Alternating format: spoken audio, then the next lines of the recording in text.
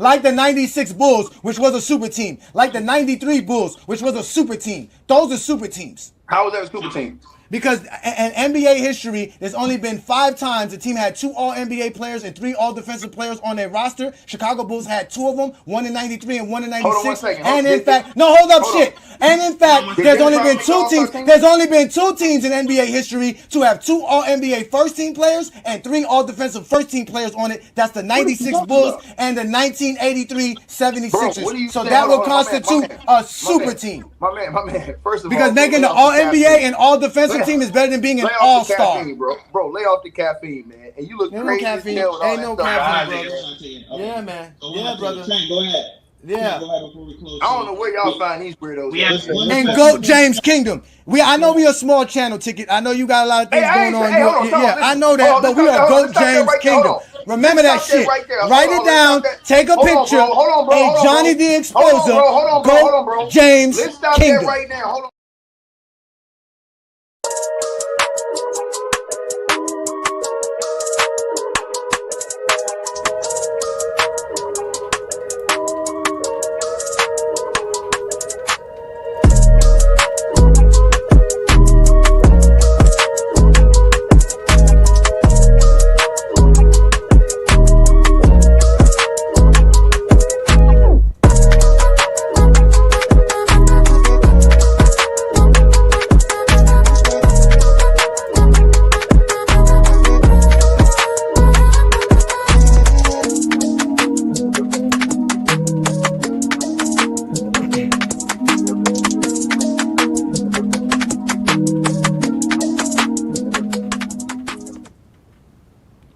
What's good, y'all? Peace and blessings. Welcome to a special stream on the GOAT James Kingdom channel with B League and Ajani.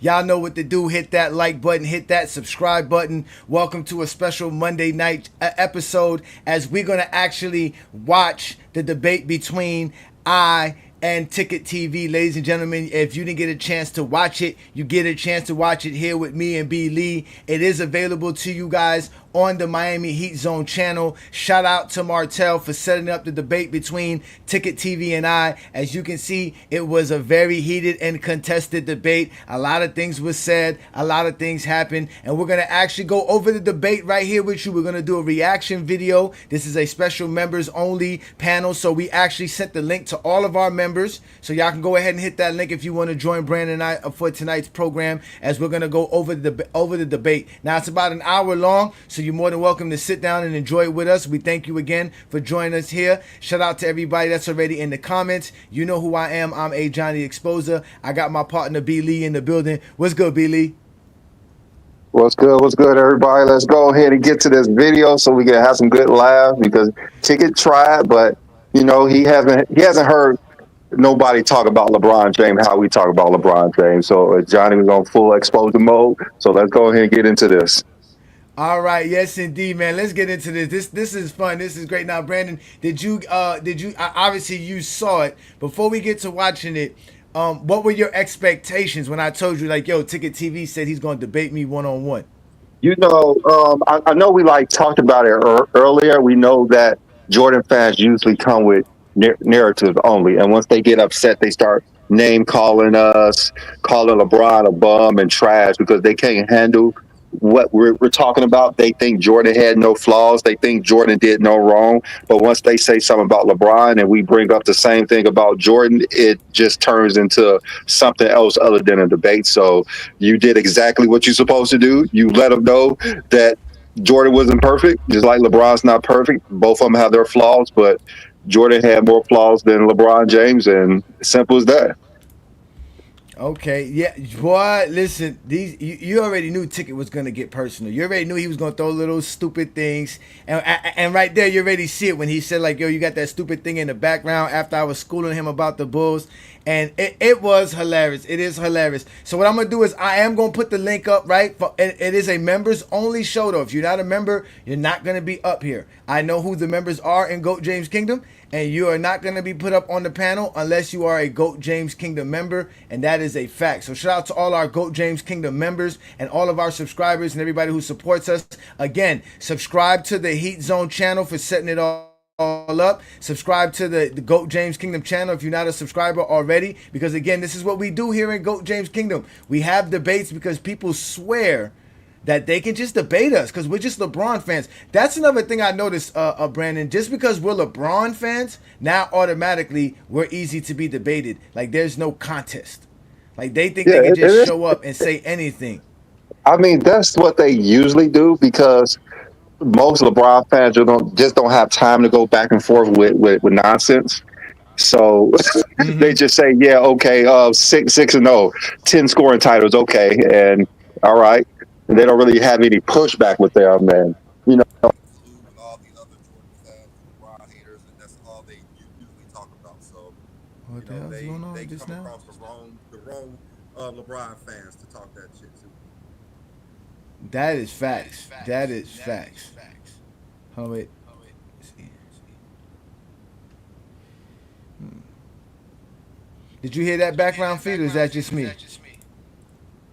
I hear the background noise, bro. Oh, let me see.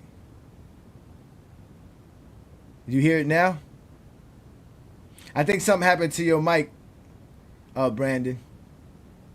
Shout out to you, Twin Man. Thank you for joining us. Yeah, it's you, Brandon. You got a feedback. Yeah, all right, what's up, I'm bro? gonna take care of it. I watched the entire debate twice, and it was embarrassing. So this is the thing about Ticket. I don't doubt that he knows stuff about basketball. He just can't debate. And when he runs into someone who's gonna answer his pointless questions, he gets into the name call. That's what normally happens. I'm not gonna sit here and pretend like Ticket doesn't know basketball. He does. But what he does is he tries to derail the conversation, and that's what he did in this debate several times. They asked the question, he'd veer off into a tangent on something else, talking about something else, and then you got to respond to the 3, 4 different things outside of the question that was asked. You did a beautiful job in answering everything, and he had no response when you explained how the 2011 it wasn't a super team. And you talked about how it was 3 basically max contract players and they built a roster around them. That's not a super team. You said you look at the team aspect. The team has to fit. Just because you put 3 max contract players on a team does not make that a super team. It's dumb. Oh, hold on, real. No, indeed, indeed, indeed. Again, we're about to watch the debate right now, ladies and gentlemen. We're going to put on a debate. We're just gathering up some folks. Again, if you are a GOAT James Kingdom member, you can hit the link and we'll put you up. Also, the link is available to you as a GOAT James Kingdom member. Just go into the GOAT James Kingdom membership and you'll find the actual link for the debate available to you. Again, we're only bringing up members. Shout out to you, Travis. What's good, brother? Thank you for joining us. What you got for us today, brother? What's good? You ready for this? Yeah, man. I already watched it, but I'm definitely ready for it.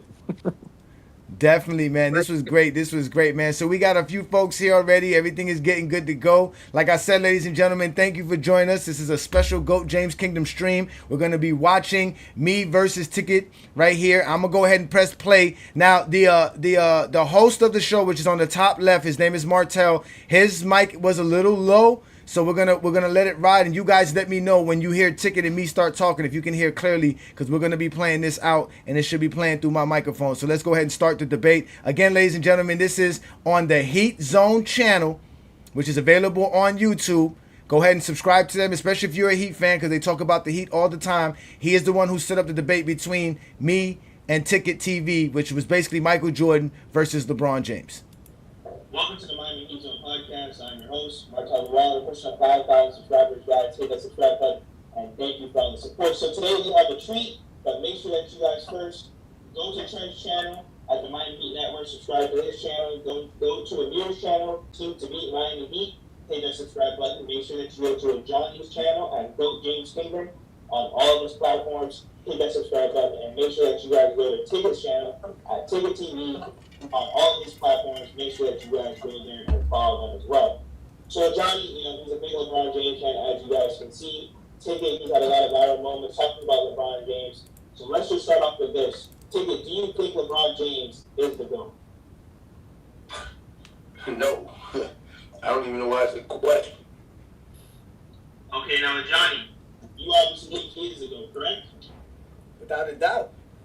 All right, so we're gonna start with just like a basic few questions. So because this is a Miami Heat channel, we're gonna start with him in Miami. Do you guys think LeBron James failed when he was in Miami? Do you think he reached his fullest potential with the group that he had? And do you guys think that Michael Jordan would have done better than LeBron James if they were to swap spots? So if Jordan was in Miami with Dwayne Wade and Chris Bosh, would they have won more chips, less chips? Ticket, we'll start off with you. You damn right he underachieved. He the one that got up on the stage and said, not 1, not 2, not 3, not 4, not 5, not 6, not 7. They listen to everything else LeBron James say, so why not listen to that? So if he said it was going to be not 7 and he only gets 2, you do the math. Simple as that. He underachieved according to his own standards. Because he's the one that got up on the stage. And nobody made him get up there and say that. He said it on his own. So the fact that he said not 3, not 4, not 5, not 6, not 7, but then only comes out with 2, he underachieved. And then he ran when the going got tough and guys started getting hurt. He ran. He had to get up out of there and go form another super team. But do you think that Michael Jordan would have done better than him? Yeah, of course he did. Michael Jordan did do better than him. Michael Jordan won 6 NBA championships and never lost in the NBA Finals with the same team. What are we talking about? This is simple mathematics. Michael Jordan three-peated, went away, came back, three-peated again. Nobody could touch him. Simple as that. I mean, I don't know what else you're talking about. LeBron James has never three-peated with any team. LeBron James had a super team in Miami. Couldn't three-peat with them. I just don't understand what we're talking about. Jordan's three-peated. He three-peated with one All-Star. Scottie Pippen. What else we talking about? So Johnny, go ahead. Yeah, without a doubt, the Miami Heat overachieved. At the end of the day, winning championships is not an easy process. What the Miami Heat was able to do was not an easy process as well. Bringing in 3 guys that were considered max contracts and building a roster around them would be very difficult. Someone like Michael Jordan probably wouldn't even have decided to do anything like that, take less money to play and have an opportunity to win a championship. He was lucky to have Jerry Krause and the Chicago Bulls and the 90s basketball for Jordan to win championships. Jordan wouldn't have been as successful as LeBron was in Miami as well. He would have definitely failed. They wouldn't even made the finals as many times as they did. LeBron James, again, showed up to Miami to do the job that he was asked for. He had a 4-year deal. He did his 4-year deal. They went to 4 straight finals. He gave us one of the greatest NBA seasons of all time, if not the greatest NBA season of all time, if it wasn't robbed by the actual media. We didn't want to vote him for Defensive Player of the Year. He faced some of the toughest competition within that same span as well. At the end of the day, yeah, LeBron definitely overachieved with the Miami Heat. 4 straight finals, 2 championships back-to-back. Definitely a dynasty. And at the end of the day, Jordan could have never done nothing like that in the 2000s or 2010s. What Jordan did was great for the 90s, and that was the 1900s. But Jordan, Can I ask a question? He wouldn't have been able to do none of the sort. Can I ask him a question? I didn't mean to pause it right here. Listen, guys, if you guys want to talk in between, just let me know. I'll pause it if anything you got to say. But you notice right there, he was like, can I ask you a question? Right? You guys always notice when I start talking, they gotta ask a question. They gotta interrupt. Like Twin Man was saying, they gotta throw extra tidbits to try to throw you off. And he thought he was going to throw me off with a lot of silly questions. But off the top right there, that was something I didn't know they were going to do, was actually like have questions for the debate. Like I thought they were going to just let us go back and forth like a normal debate. But they each had questions. So as you got Martell, who runs his channel, which is the Heat Zone channel. The dude Trent runs another Heat channel. And the guy at the bottom, he runs another channel. His name is Amir. He runs another Heat channel as well. So they all had questions for us for this debate. So that's how they had set it up. Yeah, this Amir guy is a complete casual. Like during the show, like all the hosts are kind of garbage at moderating this and like keeping order and like giving you guys, some structure in the debate. But the other guy is just blatantly a casual, because he was like, "Hey, Johnny, well, I like what he just." Well, anyway, we'll get to it, but he's like the antithesis of just someone who would get exposed. So my thing is this. how can you say a person who goes to 4 straight finals, say he didn't win any of them, we already know he won 2. Getting to the finals is an accomplishment. You're there 4 straight years. How is that underachieving? So this is what Ticket in particular likes to do. He likes to take when they had the press conference when him, D Wade, and Bosh on the stage and sit here and say, not 1, not 2, not that means nothing. It means nothing. He told you what he would like to happen. But let's talk about reality. He had a 4-year deal. In that 4-year deal, he took you to the finals 4 times and you won twice. How is that not overachieving? How many teams put teams together and go to the finals 4 straight years? Let the video play, twin man. Hold on. Let me ask you. Hey, but let me ask Brandon. Hold on, wait. Let me ask Brandon this. Hold on, wait. Let me ask Brandon. Brandon, you're an Isaiah Thomas fan. Wasn't the Bad Boys Pistons considered a dynasty? They were back then. They're now trying to say that they're not. They're trying to say the Celtics were not a dynasty either. So they're trying to change the definition of They're it. trying to change history basically about how dynasties are.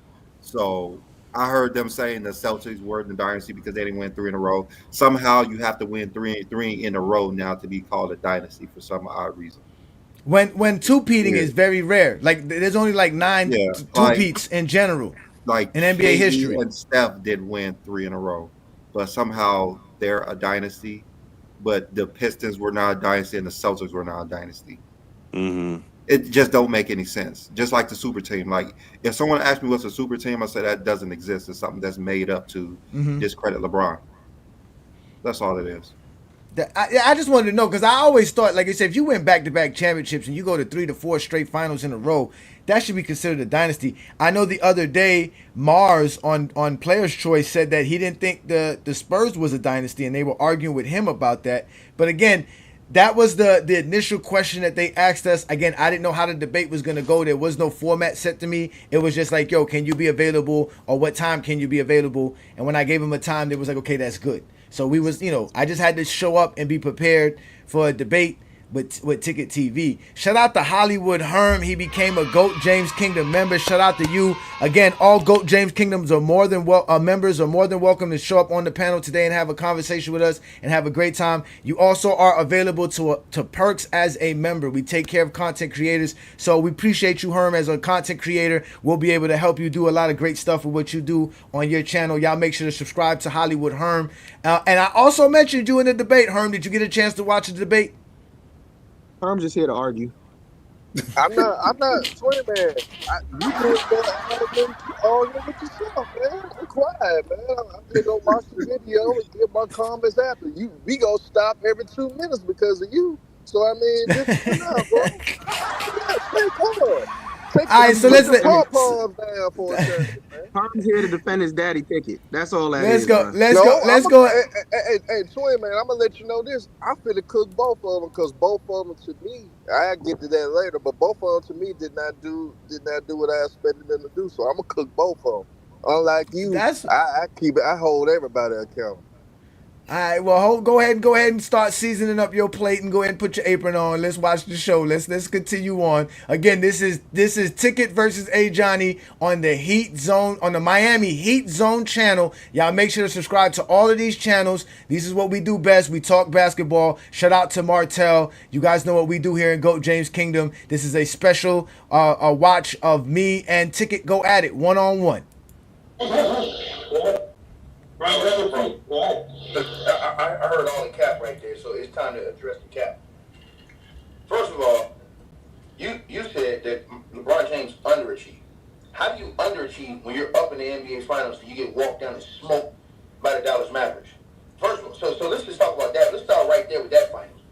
How do you underachieve, or excuse me, how do you overachieve when you actually underachieve? When you were in the NBA Finals and you were up, you and D Wade were laughing at Dirk Nowitzki in the tunnel. And then what happened? What proceeded to happen? You got outplayed by Jason Terry. You got outplayed by J.J. Barea.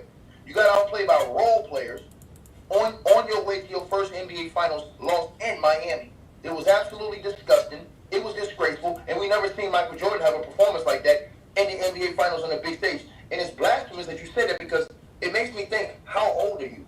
Because you must not be old enough to have watched Michael Jordan play basketball to talk the things that you talk. This is the illusion that comes from you type of dudes who run y'all mouths and say all these things about LeBron James. Your expectation is losing. That's your expectation. Your expectation is not winning. So when LeBron James wins, you actually believe he overachieved. But really, the truth is, he underachieved because if you say you're the GOAT and you're 22 years in the league and you still have goals that Michael Jordan has set to certain heights that you can't reach, what are we talking about, dog? Case closed. What goal? Did you What goal is he talking about? No, he Can said you goal. articulate this goal? First question, how old are you? That's the first question. That's the question you asking. That's the first question I asked you. How old are you? I'm 43. Okay, so that's even worse. Because you got to see some of Mike. So the fact that you got to see some of Mike, you got to see his dominance. You got to see the fact that he didn't run from smoke. You got to see the fact that he didn't dump the grind. And you How do you know what I saw? How do you know what I saw? Hold on. If you didn't see it, then you're a fraud because how No. How do you know what I saw? How do you know what I saw? Hold on, I'm asking. I saw Jordan choke. I saw Jordan choke. I saw Jordan running from the smoke. I saw all of that. Hold on. You said this. Listen to what you said.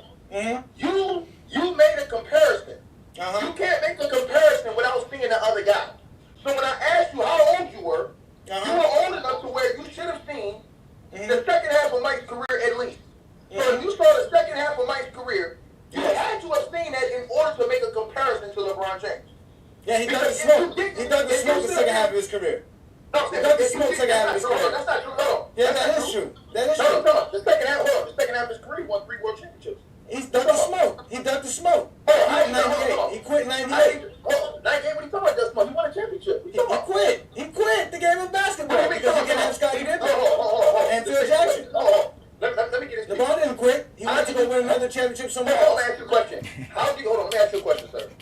How do you quit when you won and that they broke the team up and you How do you quit quit when you by won? not playing the game of basketball? That's how you quit. I'm asking you a question. That's the answer. I answered it. He quit by not playing the game of basketball. That's answered. Next question. Your answer is not logical because it is. It is logical. Did he quit? Did Michael Jordan not play in 1999? Did he not play in 1999? That's quitting. That means he quit the game of basketball. I got footage and evidence of Michael Jordan saying he's not going to play if he don't have Phil Jackson and Scottie Pippen. That's ducking the smoke. That's what that is. If you're the champ, why did you duck the smoke? Hold on. I'm going to give you. Wait, 1 second. I'm going to give you an example right now. If you know your role and shut your mouth. I know my role. I'm the exposer. You have finally been met with the exposer. I'm not one of them other dudes you can just talk to whatever. You want to have a conversation, we got to have a conversation. If not, you will be exposed by the exposer. You ain't no bigger than anybody else, and you can get exposed. Because you're not talking the game of basketball. You're talking narrative. You're worried about what I did, and you're not letting me tell you what I saw. I saw Jordan quit. Are you going to tell me I didn't see Jordan quit? Answer my question. Are you telling me I didn't see Jordan quit anytime? If you let me answer the question and shut your damn mouth. So what I don't have to shut my mouth. Obviously, there's no discord with you. If you're going to ask me a question and don't let me answer it, you ain't going to talk about. What question? I answered it. I'm trying to answer your question, but you won't shut your mouth. Okay, so go ahead then. So the answer to your question is this. No, Michael Jordan did not quit. Because think about this. If me and you played a video game 6 times, and I beat you 6 times, and get up and walk away, how did I quit? That's quitting. Wait. This motherfucker said video games. Motherfuckers went to video games, y'all. I couldn't help myself. That was too hilarious to me. Damn, you guys made this is like really the first time seeing him take it. You guys made him seem like this big debate, like super smart. I don't know, like someone who was like to be feared in debating. He's just another narrative pusher. Like there are great ways to argue from Ticket is big, man. Like Ticket is big. Harry Spears, Yeah. that dude, that's who he is. Harry Spears just talk crazy. Let's make something Michael clear. Jordan's the GOAT. Y'all must be crazy. like This is how people say Ticket wins debates. He just runs roughshod, starts talking. Do you smell what The Rock is taking jokes, rock jokes and shit like that, calling people names? Ticket actually knows basketball. When he actually is willing to have a substantive conversation, he can actually talk the sport. I'm not going to lie on the man, but this is how you know he's losing. That right there. He'll start making up weird ass questions. How do you quit when I won? You didn't play in 99. You immediately answered his question. He had no response. You literally sat here and said, I can play video, and quote, he sat here and said, I'm not playing without Phil Jackson and Scottie Pippen. No acknowledgement on that. You see what I'm saying? Ticket is never going to acknowledge anything you say, because if he has to admit he quit. Yeah, and well, these are also the fault of the moderators too, because there's no structure. It's just people talking over each other, and like when you do that, it's just so garbled and messed up. But yeah, I mean, there are clear ways to argue for Mike, and like he hasn't used any of them, and so it's just frustrating to hear. Oh my! Hey, Brandon, I don't know if you know this, Brandon. Do you see this picture right here? Do you see this guy right here, Little Red Robin? Do you see who that is? Do you see the picture? I can't like make it bigger. Yo, he can't give it. Yeah, he can't give up. He can't give up nothing, bro. Just go bald, bro. Just go bald. He can't give up the 90s. That's him. That's why he wears a hat. That's why he wears a hat all the time. That's why. Wow. I want this is a question to the panel. How do you underachieve going to the finals 4 times? How is that an underachievement? Because Jordan never lost in the finals. So if you that means, but the standard isn't Jordan. It's championship is Bill Russell. That's their logic. It had nothing to do with Jordan. It's the fact it's all to do with Jordan. It's the only requirement doing with Jordan. Because Miami Heat players actually put the expectation on themselves. You know what I'm saying? So. I mean, that's everything. You gotta blame them. That's every championship thing. And if you don't have that expectation, you're soft, you're weak. Yeah, this is why we don't like this era. Nah, but niggas expect Miami Heat. Just to be honest, when they did form, people expect Miami to steamroll. So they went to the finals 4 times. Yeah, because we listened to Stephen A. Smith and them on ESPN. We shouldn't have listened to them. They were liars. They didn't know how to talk the game of basketball. It took more than just 3 guys to win a championship. Even the NBA, even the NBA players, even their peers felt like Miami was going to run through. No, I mean that's what they thought. That's what teams. No.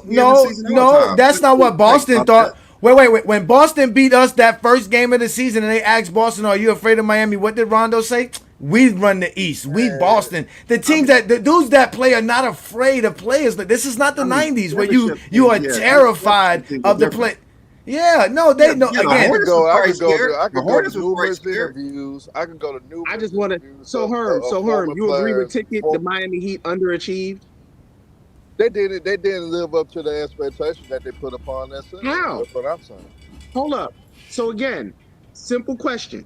I answered the question. Nigga, I go to the finals. Listen. I'm not sitting here saying to. I'm asking a question. I'm rebutting what you said. So if I put a team together and I am going to be on a specific team for a certain amount of time, and we are in the championship series the entire time I'm there, how is that an underachievement? Because they expected to win. Simple as that. No, fuck that. I want her to answer this. It ain't no underachievement. You know why? Because listen, it's never no underachievement. Because you see that date, June 24th. Like I told y'all, June 24th on 2013. I was at a parade. So we didn't underachieve at all. Like I told y'all, it's always gonna be Biscayne and June, bitches. I mean, the Lakers. I mean, the Heat were expected to win all 4. So in their mind, they're underachieved. Simple as that. LeBron's supposed to be 10-0. That's we all know that. I'm pretty sure any NBA team right now would wish to go to 4 straight finals. Yeah, I mean that's great, but that's not like LeBron's supposed to win all 4 of them. Simple as that. LeBron underachieved because he didn't win all 4. Well, Ticket was. LeBron James put the expectation like they was gonna win. Well, like Travis said. So like Travis said, y'all put the expectation on Ticket, and Ticket got his ass smoked by Ajani. Let's continue this debate. Either one of y'all took that. That's quitting. That's called quitting, sir. That's called quitting, sir. If I go to a team that didn't from 10 times, then you say, "Oh, you quit?" Nah, okay. And if I go to a team that didn't even make the finals the year before, and I was able to take them to the NBA finals 4 straight years and win 2 straight NBA championships and have 2 back-to-back league MVPs, I'm overachieving. What team you talking about? I'm talking about LeBron James and we're starting this whole conversation. He overachieved in Miami. Let me ask you a question. So you said he went to that Johnny, team. pause it. Did he go to that same team or did So, do y'all believe LeBron overachieved? And I believe they understand that he underachieved, but do you guys think that LeBron underachieved? No. Don't ask me that. No, of course not. Not LeBron. I don't think they. How do you again? They're gonna bring up the finals. They're gonna say because of the finals. They're gonna bring up Dallas. Okay, Herb. No, let me ask Herb. You let me win ask 2 Herb. league MVP. Herb, You win 2 do you believe league LeBron underachieved with the Heat? With the Heat, I could kind of say that I could say no because he had historic seasons as an individual, especially around the 2013 season. That was a historic year for him. That was at his best. But if you look at the team concept, this is how you separate team-wise. Yeah, they underachieved, but LeBron James himself, no, because that was basically at his best in his career. Okay. So that's my Okay, that's the team didn't underachieve, and the individual player didn't underachieve. 2 league MVPs, 2 NBA championships in 4 years. He's saying the Heat did. You're talking about LeBron. He separated as an individual. LeBron as an individual. Yeah, I separate from what the team success was. If you LeBron himself. Team and LeBron, okay. I completely understand the question. Here is my answer. Absolutely not. I don't think the individual player underachieved, and I don't think the team underachieved. Not many teams in NBA history have gone to 4 straight finals. That's not an underachievement. And the last time I checked, the Lord and Savior Stephen A. Smith sat here and said, the more times you go to the finals, that makes you relevant. Facts. That is true. He did state that. Stephen A. Smith, the leader of the Zesty Jeffrey Coalition, did state that. Is Stephen A. Smith? The leader of the Zesty Jeffrey Coalition. He's the leader. He's the leader of the Zesty Jeffrey Coalition. Herb. Logic. Yeah. What we trust doing? me. Listening to Well, wait. Well, then how about this? Y'all listen to me explain to Ticket TV how my Miami Heat did not underachieve. They actually overachieved. Because you can see through his face right now, he's going to try everything in the world. Look at the veins running through his neck. Look at the veins running through his neck. You should actually screenshot that one. rearrange the whole fucking team? He didn't rearrange nothing. He signed as a free agent. They didn't No. When he signed, I'm answering the question. When he signed with them, yes, he went to another team. He went to the He went to that team. And he not rearranged 80% of that roster the next year he went to that team. No, he did not rearrange the roster. So tell me. He's not a GM. Besides D-Wade, no, I'm asking a question. Besides D-Wade, who was on that Heat roster the year before LeBron James went over there? Udonis Haslam. Jamal McGlure. No. Jamal McGlure was on the 2010 Heat? Yeah, Jamal McGlure was on the 2010 No, sir, listen. That first year. This is an example of what I'm talking about right there. What is the point of any of what y'all are talking about right now? You answered his pointless ass questions. When LeBron James came there, did they rearrange 80% of the roster? What does that have to do with LeBron James? He's not the GM. Who was on the team the previous year? You start naming players. You see what happened? He got flustered. Now we got to run to something else to get some bullshit narrative together. It is easy to cook Ticket. And it's bad because he actually knows how to talk about basketball. He just hates LeBron James that much. That is hilarious. Hey, shout out to Martell, man. Shout out to Martell from the Miami Heat Zone channel. Let me tell Martell this, man. Hey, Martell, organize a debate. Actually let them talk for like 3 minutes at a time, one at a time. Man, so don't we can tell that man actually how to run his get own everything. goddamn channel and I his gotta own tell him. I'ma page, tell him. man. I'ma tell him. What the hell wrong I'ma with you, tell him, man? goddammit. I'ma Leave tell that him. man alone. That man out there doing his thing. Shout out to you, Martell. You're more than welcome to hit the link if you need to come up, man. We'll have some fun with you as well, and you could explain some stuff. Don't worry, Martell. You did a good job, man. It was a great debate. No, it didn't.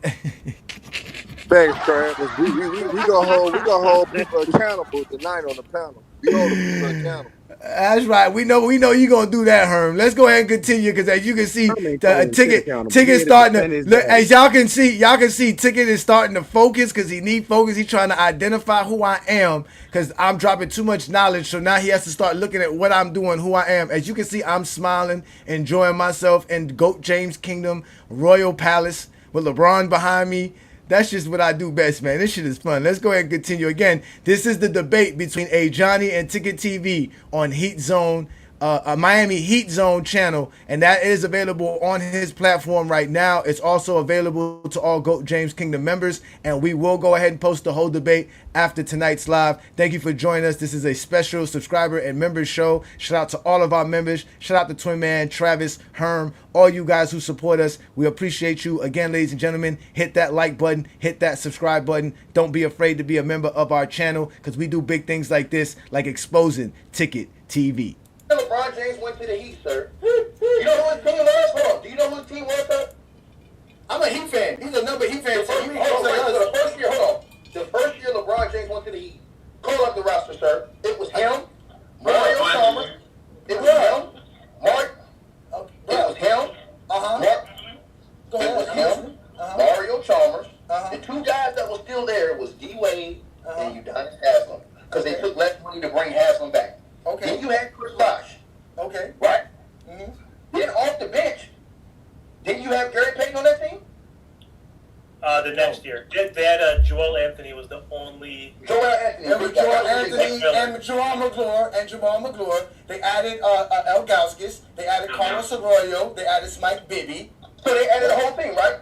Yeah, of course, yeah. Like I said, that was why it was a dynamic. They added a bunch of minimum players. They had like minimum contracts. They had Eddie House. They added James Jones, Mike Miller. You made it seem like he went to a team that didn't make the playoffs to that same team and is 1-2. That's not true. He went to a team that was 80% different. The only two players you never said that was D Wade and Udonis Haslem. That's what I said at the beginning of it. That's No. That's the whole beginning of what I said. Listen to what you said. That's not. I know what I said. Hold on. This is what I'm trying to say to you. Now, ask the brother Martell. Who was on that roster with D Wade and Udonis Haslem the year before? I'm sorry. The year before LeBron got there, who was on that roster? Jermaine O'Neal. Right. Now, did he go win a chip with those guys? See, hold on. That's LeBron's MO everywhere he goes. He rearranged the whole team, bro. So you can't say, hey, man, he went there and just won a chip. No, he didn't just take that team to a chip. They rearranged the whole squad. Every time. And that's what I stated. I said again, him going to Miami as a free agent, having 3 max players and trying to figure out building a team and a roster around them is why they overachieved. It was never done before. Hold on, go. Are you gonna let me speak later? Are you gonna let me say? I'm explaining how. I'm explaining how. You didn't even let me get to it. You didn't even let me get to it. He said he was going to win. They asked him what is the goal. That was the goal. That was the goal. When he signed It doesn't fail me. I'm sorry, I didn't mean to just pause it, but it doesn't fail me. They don't let you finish. They don't let you explain yourself. They can't help themselves. They want to dictate how the conversation is supposed to go. You see what I'm saying? Which this is when I realized, okay, because I guess what y'all saying, there was no formality in the debate. There's no my turn, his turn. It was a freestyle. That's when I realized we gonna freestyle this. Because once they let him ask me a question, from there I already know the type of dialogue we were gonna have. So I already knew from here, I already got him on the ropes. Because he was just throwing haymakers and I was ducking them and just catching them with counters left and right. So it's hilarious that he's asking me a question, and when I go to respond, they don't let you respond. Initially, when he was like, yo, let me ask him a question, he didn't even ask me a question. He went on this whole soliloquy and didn't ask not one fucking question. I had to be like, yo, where was the question at in this shit? And just like here, as you can see, I'm dropping knowledge. They just can't help it. This shit was fucking hilarious. This was fucking epic. I couldn't believe they should have. they should have chimed in and like actually moderated that, or like checked him, or give each of you time to respond, or at least like giving you like solid questions to each answer and see whose take was better. Because like half of the whole argument was just like, hold on, no, I'm gonna say this. It's like that's not really debating. That's just shouting down the other dude. So it's just like, but also yeah, like it's like when you're talking about roster creation and stuff like that, it just gets ridiculous because it really doesn't mean shit. And I So mentioned that he just took. Oh, I'm sorry. Go ahead, Twin Man. Also, I was just getting ready to ask, what was the original question? Did the Miami Heat overachieve or underachieve? What does the roster and who was on the roster have to do with anything? Again, this is what he does. He asks you a bunch of pointless questions. When you started answering the questions, because you have answers to his pointless ass questions, it's hold up. You're not hearing me though. You're not listening though. Again, that's how you know he's dancing. What did any of this dialogue right now have to do with the original question? Man, I gotta go and set this straight. I expected for ticket because I knew he was gonna overlook it. But I'm disappointed in Ajani because for months, the last couple months, Ajani, you've been doing all these unique breakdowns. Michael Jordan, you've been schooling these people, and I'm looking at a point of view like if I'm a person that's stuck in between, I don't know how to decide who's better between Jordan and Mike, and I'm looking at this debate to get some informative information. I didn't get any information from nobody. Now they Johnny not ticket because of the structure. The structure was the main part of the reason why we didn't get there. But we didn't get anything, so that's why I'm on when I'm on that. Hey Johnny, you went away from what you've been doing these last few months. You let ticket control how everything was gonna go. I'm disappointed in you. I know that. I wanted it to go that way. I wanted y'all to see how Ticket could lose in his own battle, within his own premises, within his own style. I used his own style against him. You should see the comments. You should see people saying they never saw anybody fluster Ticket like this. Ticket never seen nobody shut him up. I tell you, man, I'm the best, man. I'm the GOAT at this, man. Y'all fucking with the wrong one, man. I am the one, man. I'm Ajani the Exposer, man. I come to expose people for fun. I do this for free. Shut your dumb ass up. That shit, all right? Yo, Ajani, you answered. You flustered him because he didn't expect you to come back with answers to his pointless ass questions. Oh, no, listen. Y'all don't understand. They're asking for Brandon to go up against Ticket. Ticket's going to even go through worse with Brandon. He's going to get cooked. Yeah, because Brandon's the opposite of me. Brandon is the complete calm side of the world. Like, I'm the storm that comes, and Brandon's the eye. You know, if a hurricane comes. Brandon ain't calm when it comes to Craig, though. He's not calm when it comes to Craig. He's kind of not, though. He's kind of not. That's because Craig be saying stupid shit on purpose. Yeah, the easy answer to that question, by the way, is any team in any professional sport that goes to, and especially in the era of free agency, that goes to 4 straight finals and wins 2 has overachieved. Like, in sport, it's just because it's LeBron. That's all. If Jordan went to 4 finals, they expect Jordan to win all 4. Pointless ass question. Anytime max contract players move to any team in the NBA, guess what they do? They reconfigure the roster. That's why it was a pointless ass argument he was trying to make. Oh, they didn't play with the original roster from 2010. So argument. What? But I said that. I said that's why. But that was why I said they overachieved, because at the end of the day, they had to figure out a whole new way of putting a team together. It wasn't the same roster. I never told them that. They don't think about that. They don't think about that. They don't think about that dynamic. So Jordan only needed Pippen to win 6 in a row. Why can't LeBron win 4 in a row with Wade and Bosh? That's it. That's it. That's exactly how they see it. So let's continue, because we only like 15 minutes into the debate, and it's like I said, it's about an hour long. Again, ladies and gentlemen, we are watching Ticket TV versus Ajani the Exposer on Miami Heat Zone channel. Let's continue the debate. With the Miami Heat, the goal was to play with the Heat for a very long time and win very, very, very much championships. And why did he play with him for a long time? Because after 4 years, he decided to go back home and play. But why did the plan? You said his plan was to play with him for a long time. No, that was what the plan was. That's what the plan was. But why did he leave after he lost in that last NBA final? Because he wanted to go back home in Cleveland and win a championship for his hometown Cleveland team, and he did that. That's exactly what he went to go do. That you consider that quitting? Because he quit Cleveland. No, that's not Miami, quitting. I said quit basketball. I didn't say quit teams. I know you only 15 minutes in, but pause it right there. How are you trying to equate a player moving in free agency, going to Cleveland, to a player who quit the sport completely? Do you see the cognitive dissonance in this argument? It's so stupid. Like, I'm so tired of the stupidity. They gotta have something, Twin Man. They gotta have something. They gotta have something. Basically, it's not quitting if you're on top. I've heard that several times from Zesty Jeffries. This is just the Jordan narrative. This it. This is why all the Jordan narratives. Yeah, let's look again. Look at his face and look at me. Ticket is pulling out everything he got. He didn't know it. Like Herm said, he was not expecting every Ajani. haymaker he can at you now, bro. And he even has somebody on the panel trying to help him. He really sat here and said, "Isn't that quitting?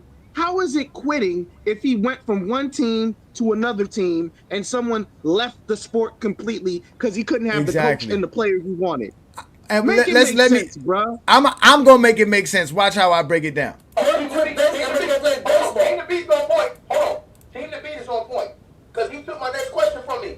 So does that mean that LeBron James quit the Miami Heat after they lost in the finals and he left? No, because he was not under contract. He was not under contract. He was not under contract. He was not under contract. He didn't quit the game of basketball.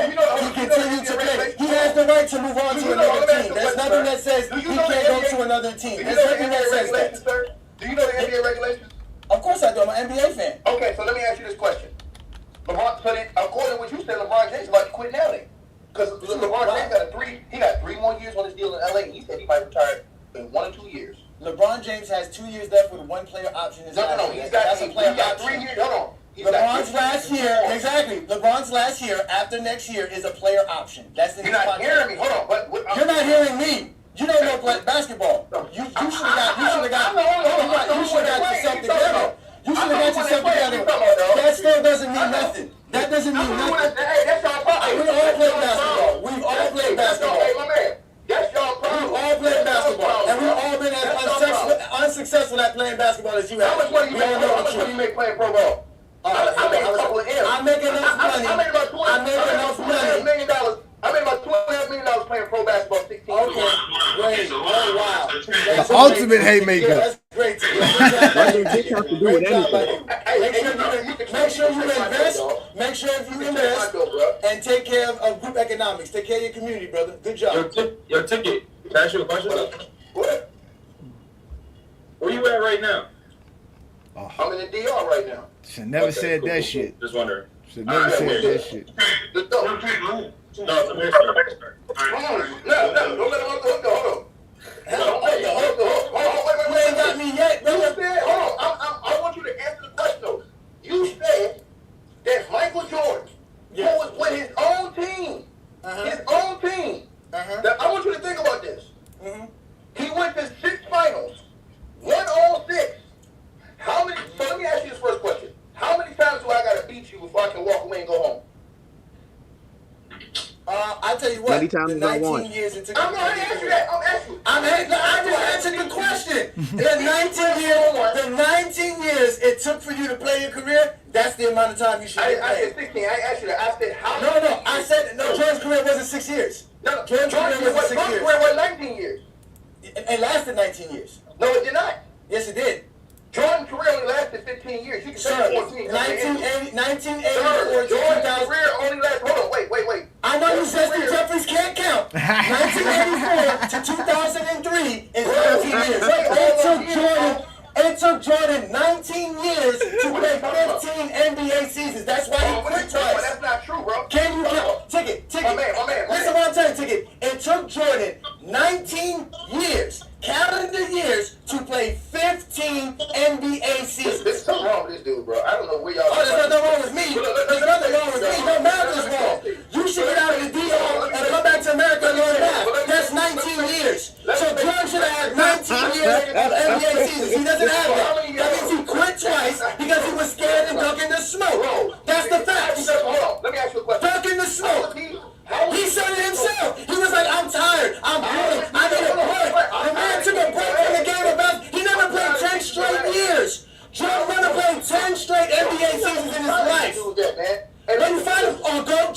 the best way you find me, brother. I go live every Sunday, noon Eastern time, to expose Dusty Jeffries like Ticket because they can't talk basketball. He said I made $2 million. How does that make Michael Jordan better than LeBron? Doesn't mean that nothing at all. Doesn't mean nothing at all. Welcome to Go James Kingdom Ticket. I'm gonna tell y'all like this. All these scrubs on the court wanted dudes that kept kicking their ass to stay and keep kicking their ass. There was a no mercy rule. If I he said I can't win. He said I'm not winning without Scottie Pippen, so I'm not playing. He can't keep beating somebody. He needs help. He needed the most help in NBA history. He needed the most help in NBA history. I didn't mean to pause it. We're going to keep it going. I just want to give a shout out to Martell. Thank you, Martell, for joining the live. As you can see, Martell is enjoying himself. You can see his face right there, enjoying the shit out of this live. As you can see, Ticket was not ready, and Martell was having a blast. Thank you for joining me, Martell. Peace, brother. What's good? Bro, I was dying, bro. Listen, like, I know a lot of people will say that it was very unorganized and stuff like that. I was trying to let you guys go as much as possible, but then also try to bring my guys in to chime in. You know, we want to do round 2, possibly Thursday. Tickets down for round 2 on Thursday, and it will be live so that we can also bring everybody up, not just, you or not just your co-host, but we can bring everybody up. So, all right.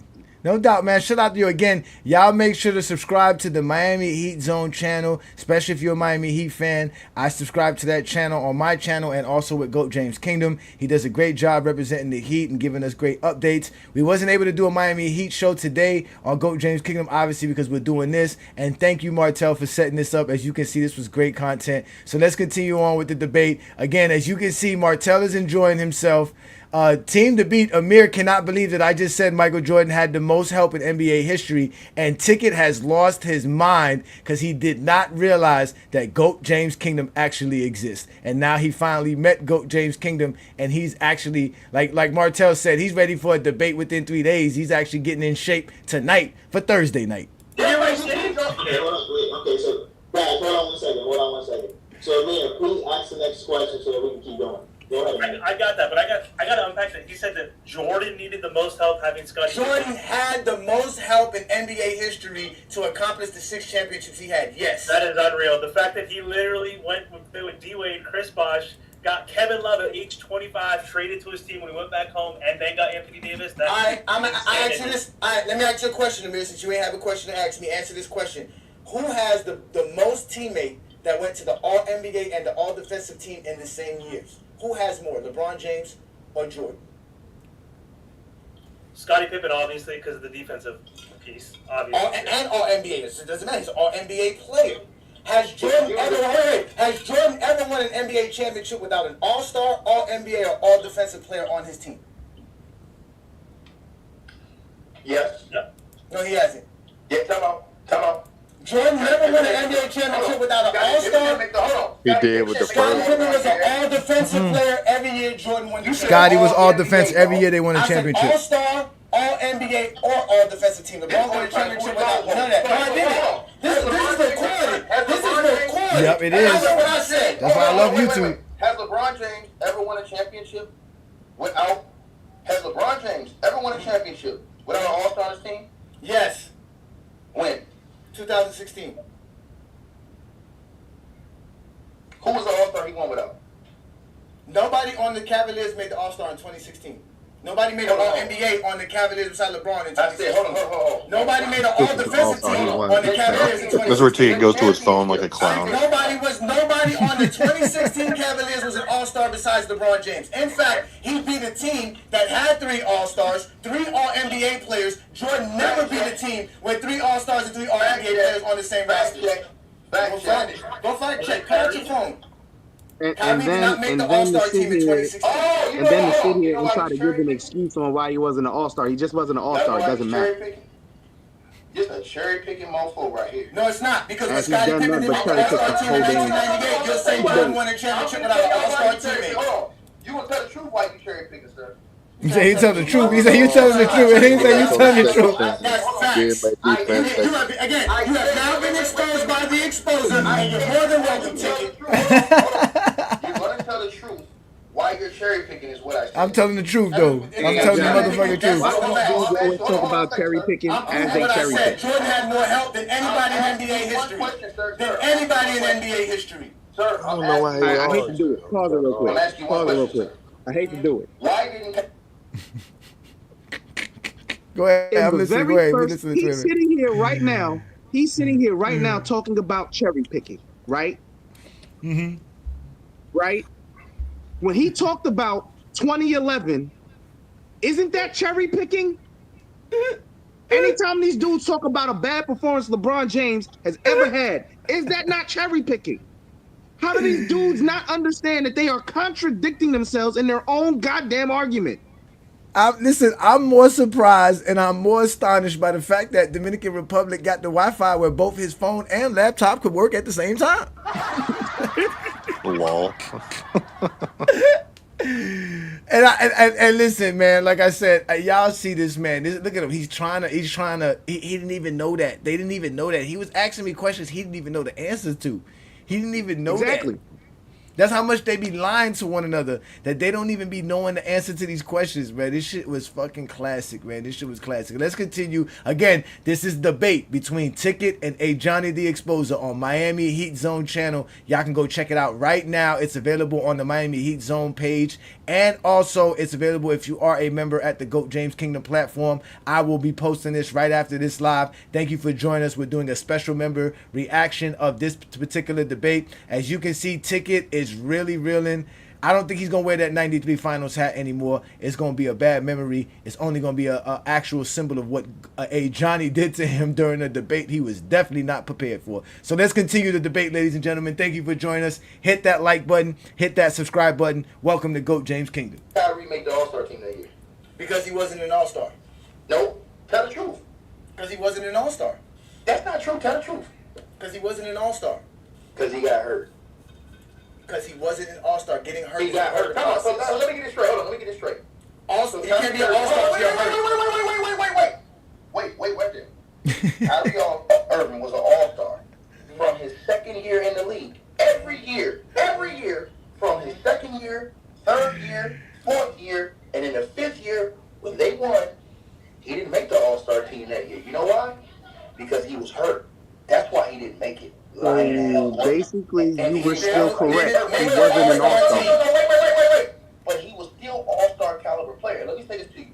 Now All-Star caliber player. See how it shift? See how it Now, watch how I get him, though. Because when Scottie was an All-Star in 1990 and Jordan choked in the playoffs in the Game 7, he didn't make the All-Star game the next year, but you still use that. He's an All-Star caliber player. What do you mean choke? Jordan choked in a Game 7 versus Detroit. Lost by 20. I know you know this because you never watched him play. You're younger than me. You never watched him play. Hold on. When did he choke? What's the game? Game 7 versus the Detroit Pistons when they got blown out by 20. He choked. Lost the game by 20 points. What year you said? 1990. That's choking. Oh, you talking about the 90? Yes, he choked. The Bulls needed one game to make the NBA Finals. Jordan choked. How did Jordan choke in that game? Because his team lost by 20 and he didn't do enough. I asked you, how did he choke? I just said that. His team lost by 20. He didn't do enough to help his team win. That's why. So hold on. So let me ask you this question. So when LeBron James got the holy hell beat out of him, right? by the Dallas Mavs, did he choke? No, he didn't choke. Look at that cherry picking. Why y'all put me in here against Check out Martell died laughing there. Martell's like, yo, this is crazy. You want to call him choking, but did he win 3 in a row? Ticket's not going to admit to that, so why do I got to admit to LeBron choking? Exactly, bitch. bitch. Explain to me how LeBron choking. I'll explain to him how Jordan choking. Exactly, bitch. He got to explain his part, bitch. He said Jordan choked. He didn't say Jordan choked. So I asked him a question. I asked him, if you think Jordan choked because of the team, yes. Well, do you think LeBron James choked because of the Mavericks? He didn't. I'm a Miami Heat fan, and I think LeBron's the second best player after Jordan, and of course LeBron choked, right? Come on, ask the other Miami Heat fans. That's He definitely fell short in the next series, but go on to the next question. All right, next question. So I'll start off with you, Johnny. So what do you think is more this impressive? a nasty And I probably know shit. the answer to this question, but Jordan's 6-0 record in the finals, where he did not choke one time, not one single game or one series went to 7 games. So in the finals, Jordan did not choke, 6-0. Or what do you think is more impressive? LeBron getting to the finals 10 times. And obviously we know his record is 4-6. What's more impressive to you? 10 trips, 4 wins or 6-0? Okay, if you're asking what's better between 6-0 and 4-6, then the obvious answer will be 4-6 because you're adding going to the finals, right? Because obviously not making the finals is not better than making the finals. So even if we give Jordan the 6, because 6 is better than 4, but also 6 is better than 0. At the end of the day, if you're making the finals 10 times, that's dominating the NBA for a very long time. It is an accomplishment. The NBA does give you a trophy, a shirt, hats, banner, all kind of stuff happen when you win your conference. So, yeah, Jordan has the 6 championships, but outside of that, if we take any other 4 years Jordan has, it's not as successful as the other 4 years LeBron has. So in reality, you're giving LeBron James more seasons at being successful, dominating the game of basketball like he did, and getting all the way to the finals, and just not being successful enough to win the whole NBA championship, but it's still better than getting swept in the first round 2 years back-to-back, or having 5 losing seasons in your career. At the end of the day, yeah, 4-6 is better than 6-0. Now 6 is better than 4. That should be the conversation. If we're going to talk about winning, we should be talking about winning. Jordan has 6 championships. LeBron has 4. But nobody ever says more championships makes another player better than the next. So Jordan 6 doesn't make him better than LeBron. But 4-6 may be better than 6-0. Let me answer that. We don't have to say 6. We can start other places. We can go to Michael Jordan won the MVP and Defensive Player of the Year award the same year. Something LeBron James never did. Your King never did that. Your King, not mine. Michael Jordan got 10 scoring titles. Your King been in the league for 22 years. He never did that shit, boy. You know what else? I can keep going. Michael Jordan got 10 all-defensive teams. Your King ain't never did that. He ain't never sniffed no 10 all-defensive teams. You want me to keep going? I swear, this is the same Jordan talking point. Michael Jordan don't got 10 all-defensive teams in the first place. Michael Jordan never lost. He don't. He never lost. It never went 7. He never choked in the big games. Straight. So all these different things, Michael Jordan still has over. Jokic and Michael Jordan has the highest NBA Finals average. 88, 89, and 90. You want to keep playing this game with me? You want to fact check that? I won't consider a 4th-year player Why you fact check that? I'll tell you what LeBron James has over your boy. I won't consider. Oh, y'all missed this though. You want to keep playing this game? Why, y'all missed this part. Why, he says Jordan. Watch, he's gonna say. Watch this. He's gonna say Jordan has the most average points per game in the NBA Finals, and then he's gonna retract after he go checks his phone and realize Jordan is not. Watch this. Pay attention, y'all. Michael Jordan still has over. Jokic and Michael Jordan has the highest NBA Finals average ever. You want to keep playing this game with me? You want to fact check that? Go back and fact check that. You're wrong. Go fact check that. While you fact check that, I'll tell you what LeBron James has over your boy. LeBron James has the most All-NBA selections in NBA history. The All-NBA and the All-Star selections is the oldest award and honors in NBA history. LeBron James has the most of both of them. He has the most All-NBA first teams in NBA history. LeBron James is top 5 in all defensive first team selections as well. They had to change the rules on how it was voted on because LeBron James was so dominant that they wouldn't vote for him to win the Defensive Player of the Year, which we all know MJ won off of fake stats because Jordan's stats were cooked in 1988. But at the end of the day, LeBron James also has more points than Michael Jordan, including the playoffs. He also has more rebounds and assists than Michael Jordan. He has more playoff wins, more playoff You asked me to fact check. How much did LeBron average in the finals? You asked me to fact check that. Jordan does not average the most points in the NBA Finals. No. I said than LeBron James. Lies. You said Jordan averages the most points in finals history. You said. Between those two, yeah, we talking about. No. You said that's finals history. LeBron James.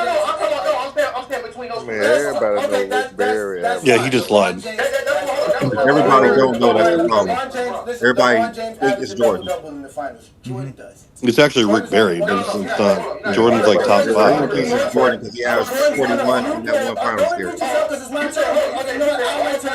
No, but then so then then when he tried to switch it up, I even let him have that LeBron doesn't average more than Jordan in the finals. But watch when I bring up what LeBron does have over Jordan in the finals. Watch how he couldn't handle that. So let's go back a little bit. Pay attention, y'all. Listen to this.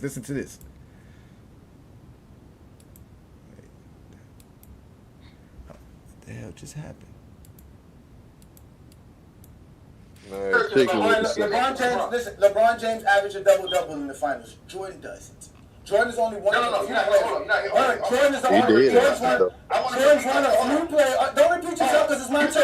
Okay, no, I'll wait till it's my turn to speak. Go ahead. You said all-time LeBron average double-double? In the finals. LeBron James averaged a double-double in the finals. All-time average. LeBron's averaging double-double in the finals all time. In the finals, all time, yes, sir. 28 and 10. Okay, sir. Okay, so like I'm gonna say this. What is he? I give you that info. 28 and 10.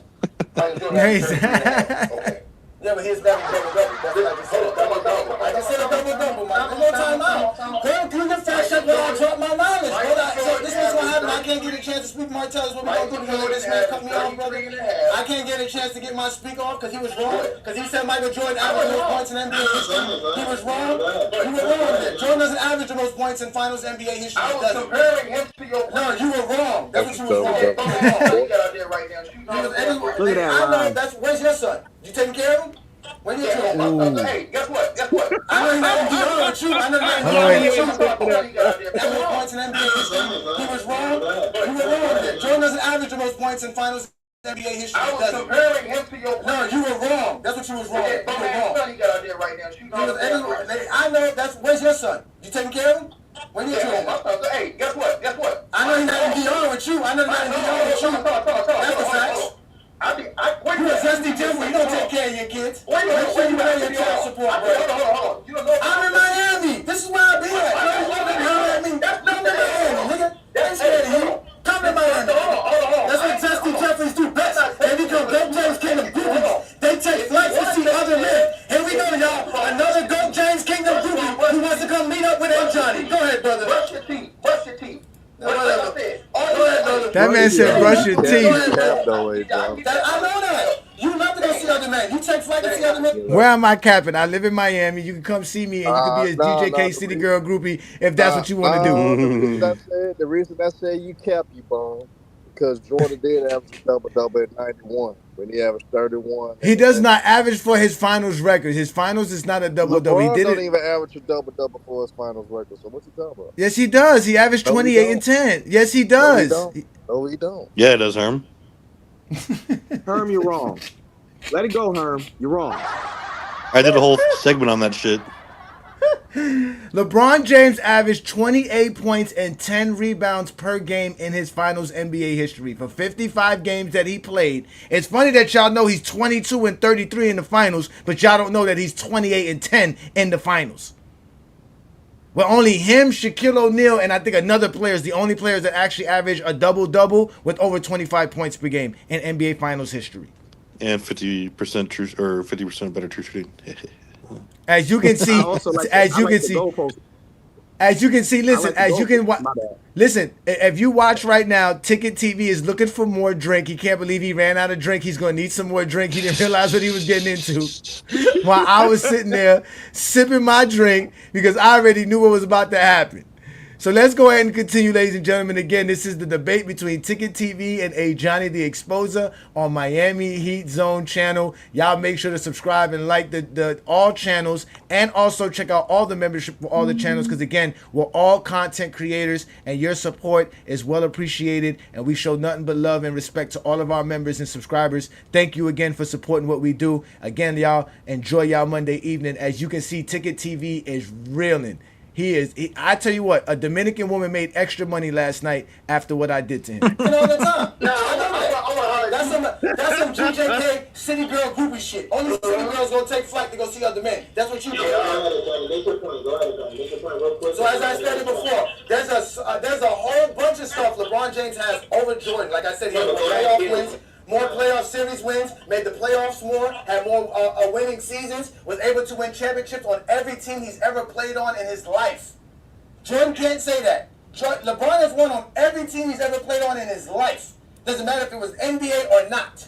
LeBron James is the greatest thing you've ever seen in basketball, because none of us really saw Jordan play. So at the end of the day, we saw LeBron play for 22 straight years. Jordan never averaged 25 points per game for 20 years, let alone 15 seasons, which is the next best guy.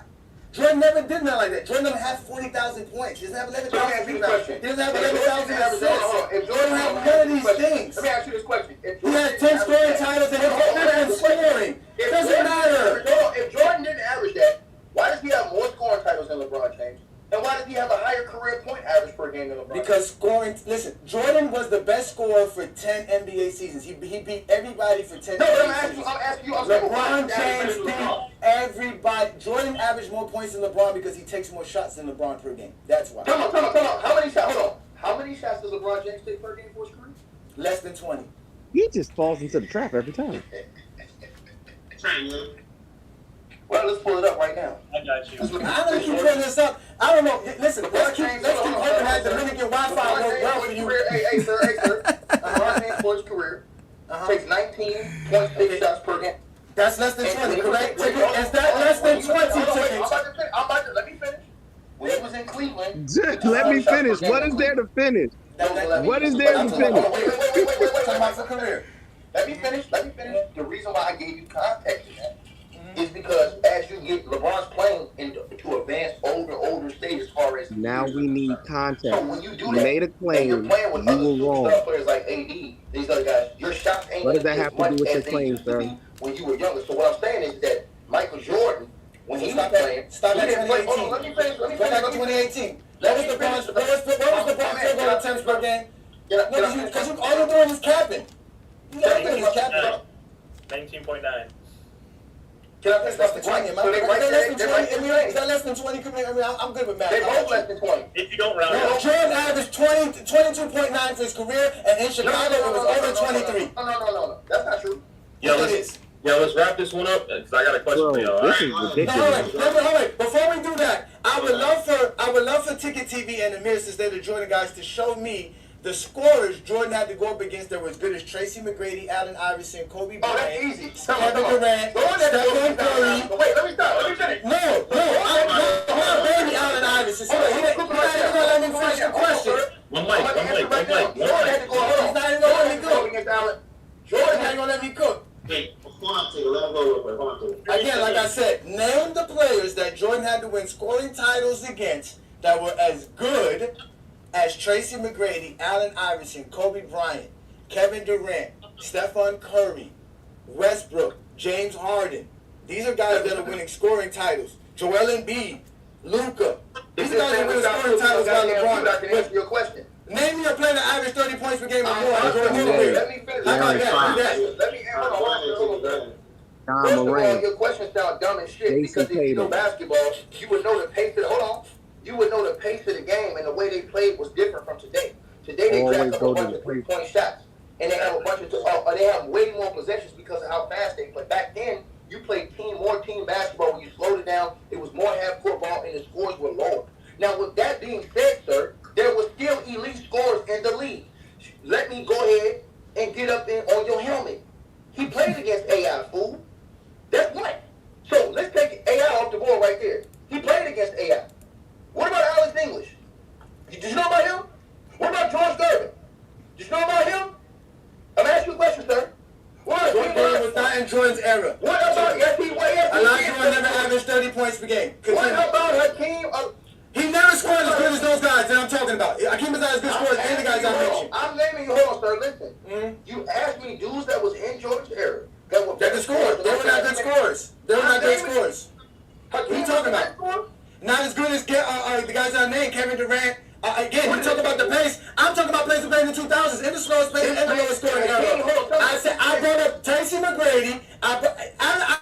Iverson played 2 seasons in the 90s when Michael Jordan played. That doesn't count. He was a rookie for 1 year and a sophomore the next year. Those don't count. Did he average over Dub?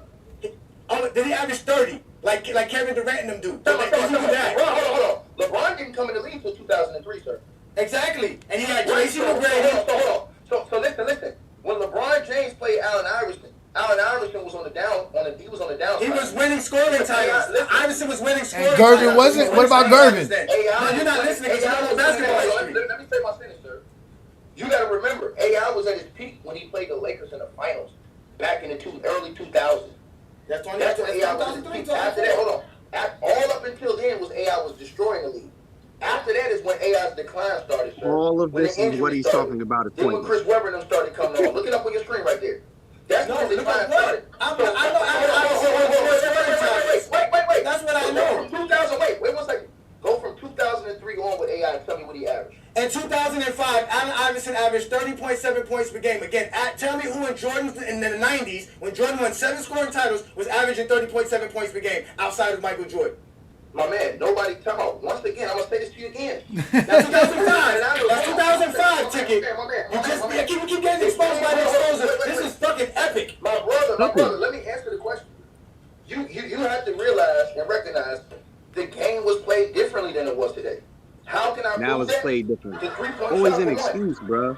Steph Curry, these guys are shooting 15 3-pointers a game. Because they can shoot. Wait. Allen Iverson good. Hold on. Let me finish. Hey, Johnny, pause it real quick, bro. Let me finish. Can I finish the sentence? Hold on, because Go ahead. What you got for Again. Twin Man? Go ahead. I'm listening. I hear all the babbling. It's a whole bunch of babbling. You asked them a very specific question. Who in the 90s, because we had a whole show on this, on one of the Sunday shows about these scoring titles and how it was easy to win them in the 90s because no one could score like Jordan. We literally had a whole show on this. And we literally laid out how Jordan had no competition. He really didn't. So to sit here and then try to downplay AI, and he sit here ask you Iverson scoring in 2005. You give him the answer, then he gets on another babble session. That's how you know he's losing. He starts babbling. He starts talking about stuff not related to the question. And again, his entire argument is based off of bullshit, zesty Jeffrey logic. But what does 10 scoring titles mean? Nothing. It's not better than 40,000 points. But no, the thing is that we never take away Jordan's 10 scoring titles. They just make it seem like Jordan's 10 scoring titles mean something more than when LeBron has the actual scoring record. And on top of that, the fact that LeBron James was playing an era with way better scores than Jordan. Because a scoring title is you beating out somebody for the season. So for 10 seasons, Jordan was the best scorer in the NBA. But for 75 plus years, LeBron's been the best scorer in NBA history. That's all that is. So we never take that away from them, but they don't be knowing the history. And that's the sad part, is that he asked me a question, I gave him an answer. And as you can see, again, every time we pause this debate, you look at what I'm doing on the top right, and we looking at what Ticket's doing on the top left, and it don't look good for Ticket and his fan base. I'm sorry, Zesty Jeffries. GOAT James Kingdom will not go nowhere as long as you Zesty Jeffries continue to not talk the game of basketball. Go ahead, Twin Man. Can you highlight timeless use comment? For what? Please. You know who that is? You know who that is? Nah, he's talking shit. So I would love to address it. This is going to be the Twin Man chat bomb. I'm robbing your segment real quick, Travis.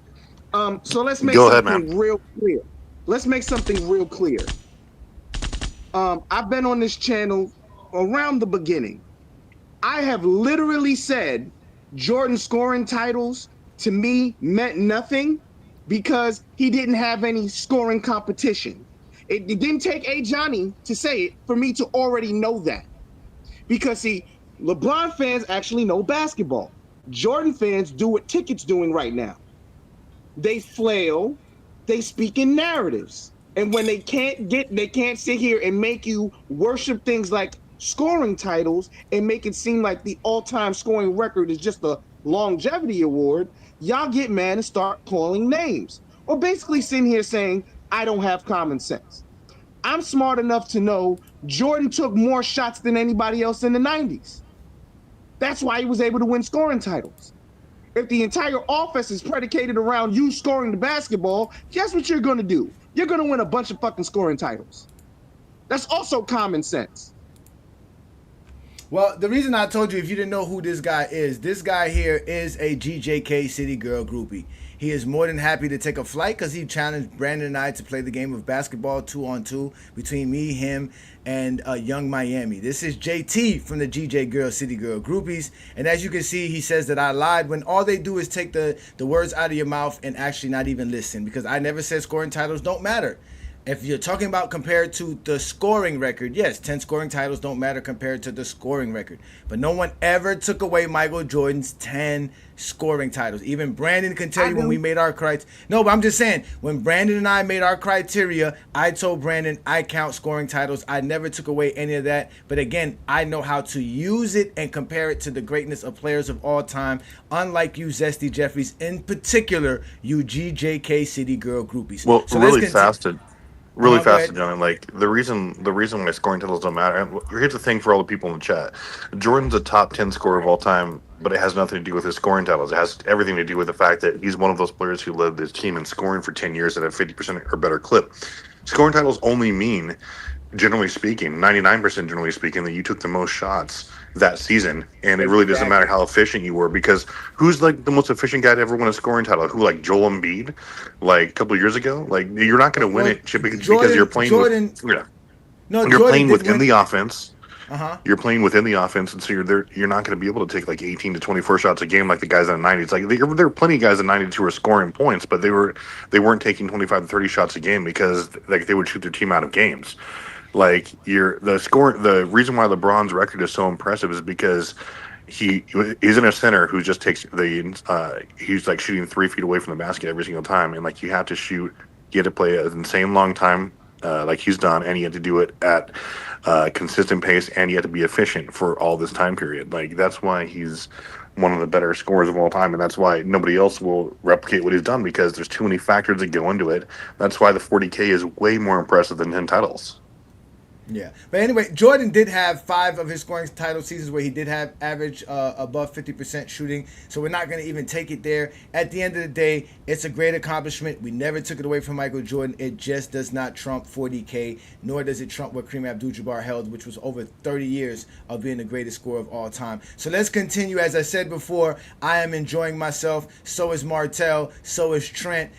Team to beat Amir had to disappear for a while because he realized Ticket TV just did not have what everybody thought. Again, you can see the veins coming out of his neck. He's trying real hard. He's focusing on that laptop, and he's focusing on the information in that phone because he did not realize that Ajani the Exposer actually exists, and now he does. He has been officially been exposed by the Exposer. Hold up, because y'all repeating yourself. We got to move on to the next question. We got to move on to the next. That's right.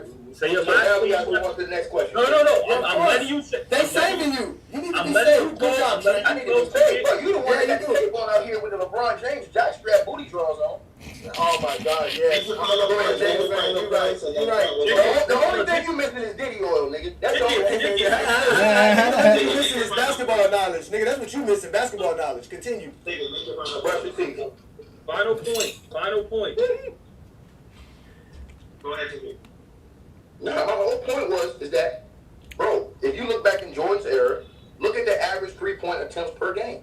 They were nowhere near now. The game was played different. So Michael Jordan was truly dominant because the game was played in a different style to where guys wasn't shooting threes like that. All those great 3-point shooters, they were shooting like 3 or 4 threes a game. Reggie Miller, sometimes he would get up to 5. The max was 6 to 7. But he never had seasons where he's shooting 10, 11, 12 threes a game. Bro, you got Buddy Hield and these guys shooting 15, 16 threes a game now. So what are we talking about? That don't even make no sense the way they jack up threes now. If you had those guys back then jacking up those type of shots and playing that type of basketball, all those dudes' averages will be out of this world. That's why we say if you put a prime Ray Allen in this era, if you put a prime Reggie Miller in this era where they could just shoot 13 or 14 threes a game, them dudes would be averaging 32. All right, look, next question. Which player had a more impact? What does that hypothetical got to do with anything? Like peak. So LeBron's peak and Jordan's peak. Who do you think had the biggest peak? Go ahead, John. Yeah, as far as peak goes, it's either one or two things. You give LeBron James an 18, 20-year peak, or you give him multiple peaks throughout his career. At the end of the day, LeBron James, like I said, is just the greatest basketball player we've ever seen. He's adapted to the slowest pace, the lowest scoring era in NBA history, to a faster pace 3-point shoot era in NBA history. He's the youngest to average 30. He's the oldest to average 30. He averaged 30 in an era of slow pace and low scoring, and he averaged 30 in an era of 3-point shooting at a faster pace. Because he's just the greatest basketball player we've ever seen. At the end of the day, LeBron James' peaks will literally be 4 different peaks, which makes him the most peaks of all time. And he has the highest peak when we talk about 2013 or 2018. Even if we want to take 2020 LeBron, who was also elite. Let's not forget 2009 LeBron was one of the greatest players we've ever seen in NBA history by the metrics and anything that we want to talk about, from the eye test or anything. So at the end of the day, LeBron James, when we want to go to peak, overall career, whatever category you guys want, LeBron James the GOAT, man. He's just the greatest player ever. I don't know what else to tell y'all. I can just keep giving y'all knowledge, man. We're just going to let Ticket act crazy and tell us some more lies about Zesty, Jeffrey, Logic. So continue, Ticket. Tell us why Jordan has the greatest peak, because he won 6 in a row. Even though he lost. Not just about the 6 in a row, dog. It's about everything else that comes around that. And I'll pull it up right here for you. Again, it's about the 5 MVPs. Well, LeBron James is in his 22nd year, still can't get to 5. That's one. Jordan did that in a short time. And it was years that they didn't vote for Jordan because they got tired of voting for Jordan. That's facts, right? So then let's also go to the steals champs. LeBron James got how many steals champs? Jordan got 3. Jordan got 3. You know what I'm saying? So let's talk about that end of the defense. So that goes along with him not only winning the Defensive Player of the Year award, but also being a 10-time All Defensive performer. Something LeBron James has never been able to do. Why hasn't LeBron James been able to make 10 defensive teams and he's been in the league 22 years? But he's supposed to be the greatest player in the world ever. Why? So LeBron James wasn't able to dominate it on offense or defense as far as being the most dominant. These are all facts. But Michael Jordan was. Michael Jordan was dominating on offense and on defense because he was on all NBA defensive teams and he was winning MVPs at the same time. So he was the creme de la creme. He was the main guy in the league. So now, again, so here's another point to shoot down your argument. Michael Jordan played mostly 60-win teams in the finals. Bro, you talking about LeBron James had a tough time coming out of the East. LeBron James was playing teams with losing records in the first round of the playoffs. How many teams did Michael Jordan play with losing records in the first round of the playoffs, sir? A bunch. Name the teams Michael Jordan played with a losing record in the first round of the playoffs. Name them. You said he played a bunch. Start with the How many teams did Michael Jordan play in the first round with losing? Did the Boston Celtics have a losing record when Michael Jordan first came to the league? 1991 Knicks. You said a bunch. I said how? You said name a team. I gave you the team. I started off with that team. I said name them. I gave you the Knicks to start off with the 1992. Wait, so name the other teams. Because it couldn't have been the Celtics. It couldn't have been the Pistons. The 1992 Heat. What was their record?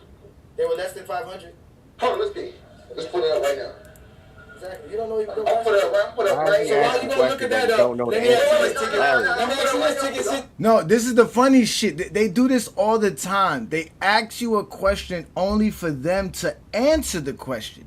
He was like, name me the team, because it can't be Boston. It can't. So he started saying, like, it's like they ask you a question, and we've seen this from a lot of Zesty Jeffries. They ask you questions and don't let you actually respond to the question because they believe the question they're asking is rhetorical. They think they know the answer to the question. He didn't know that the 91 Knicks were like 39 and 43. He didn't know the Miami Heat were 38 and 44. He don't know that a team that is the number one seed more than likely will play a team that won 40 or less games. They don't know this. They really don't understand this. They don't understand that the team that he's talking about, Boston was playing a team that had less than 500 record in the Chicago Bulls, because that's what the number one seed plays, a team that more than likely won anywhere between 40 to 42 games or something like that, unless you in today's NBA where you win 46 games and still can't make the playoffs. But let's continue, y'all, because we almost at the end, y'all. Again, this is the debate between Ticket TV and Ajani the Exposer from GOAT James Kingdom on Miami Heat Zone channel, set up by Miami Heat Zone. Y'all go ahead and subscribe to that channel. Check him out. He talks the game of basketball. And yes, ladies and gentlemen, it will always be Biscayne in June. Since you brought up 60-win teams, who beat teams with a better record more, LeBron James or Jordan? You said what? Since you want to use team record to make a team better, since you say 60-win teams are better than anybody else, and I'm not going to argue that right now. No, I didn't say that. I'm going to ask you that. No, he said Jordan beat the most 60-win teams. I said, yeah, that's what I said. Better than anybody else. I asked you again, so I'm going to ask you this. Since you want to use team records, who won versus teams with better records than they had? So how many teams did Jordan beat that had a better record than him, and how many teams did LeBron James beat that had a better record? Come on. Who has the most? Jordan, hold on. Hold on, let me answer this question. Hold up, they were 38 and 44. I just want to put that out there. Who? They were 38 and 44. This is fact check. Yeah, hold on. So then he didn't have the teams LeBron James played that had losing records in the first round. I didn't bring that up. You told me to bring up Now go count those 30. No, answer my question. Who beat teams with a better record than them more, LeBron or Jordan? Answer that question. Check your phone, because the Dominican Republic got good Wi-Fi service, y'all. Don't go to Dominican Republic, because they got good Wi-Fi. Ticket needs it, because he doesn't know nothing about Michael Jordan's career. Are you still going to filibuster, or can I ask you a question? I'm not filibustering nothing. I'm exposing you, sir. That's what I do best. You have been officially exposed by the exposer.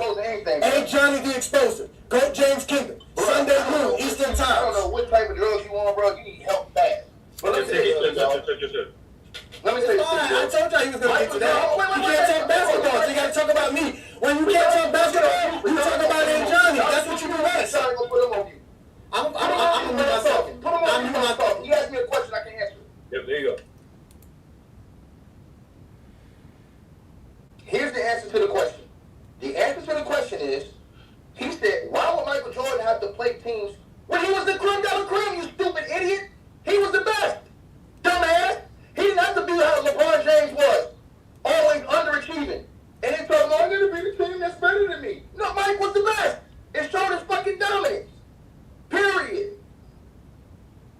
dude down, man. Pat this nigga up, man. Like I said before. Sassy Jeffrey excuses for Jordan. Jordan only beat debate. 4 teams that had better record than his team. Y'all muted. Come on, why be muted? Yeah, I want to know how y'all do that shit. How you mute everybody? Martel muted me. Martel mute Mark. That's why I got the dugout. Because the dugout is an easy way to shut everybody the fuck up. Let's go. He can mute me. Go ahead. Martel's the show host. Let's go. Go ahead, Martel. Go ahead. I'm sorry. For the next question, do you guys think that LeBron James had enough help in Cleveland when he first started his career? I know that there's a lot of people that say he had enough help or he didn't have enough help. Ticket, we'll start off with you. Do you think LeBron James had enough help in Cleveland that ultimately made him leave to go to Miami? He got damn right. He got to the NBA Finals, and his teammates outplayed him. They outplayed this bum. If LeBron James just played regular LeBron James basketball, they had a chance to win that series. Tim Duncan was horrible in that series. Remember this. The San Antonio Spurs, the Cavs were in most of those games. They lost those games because of LeBron James. Go back and look at his stats from LeBron James. LeBron James is shooting like 30, 20%, 28%, 30%, 10 of 33 from the field, something like that. 1 of 8 from the three-point line. He completely choked in that finals. If you go look at those games and watch those games, his teammates did enough against San Antonio Spurs that year. That's why those games were all close except for 1. How many points separated 3 of those games in that series? 4? Am I right? Am I right or wrong? Game 1. What was the score in game 1? There was only one game that was like 9 or 10 points in that series. Go ahead, Ajani. Yeah, obviously from what Ticket was so easily, eloquently was able to explain is how LeBron James was the reason why they were winning. All you had to do was shut them down and they couldn't win. So yes, they didn't have enough help at all, especially when you bring up what happened after 2007 during the NBA season when players like Kevin Garnett were available, guys like guys like Ray Allen were available, Paul Gasol were available. There were a slew of players that the Cleveland Cavaliers could have traded for in that 2007 offseason or even in that 2007-08 season that they just didn't do, that other teams made drastic moves to help them get over the hump, because they all saw the writing on the wall after 2007, because LeBron wasn't even supposed to be in that finals.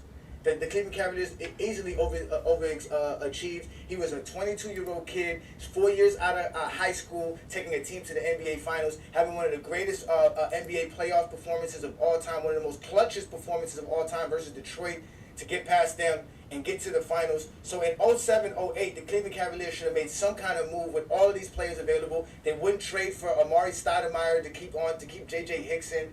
They actually traded away their draft picks to the Boston Celtics for Jerry Welch, so that Boston was able to take those draft picks and parlay Kevin Garnett and Ray Allen to their team. So the Cleveland Cavaliers were a completely horrible mess, which is why LeBron James had to get out of there. They didn't do a good job of surrounding him with the players that he needed. They actually overachieved because of LeBron James. And it's proof right there with the finals, because once you put everything on LeBron James, you stop him, the Cleveland Cavaliers couldn't go nowhere. It happened. So who won Game 7 against the Pistons?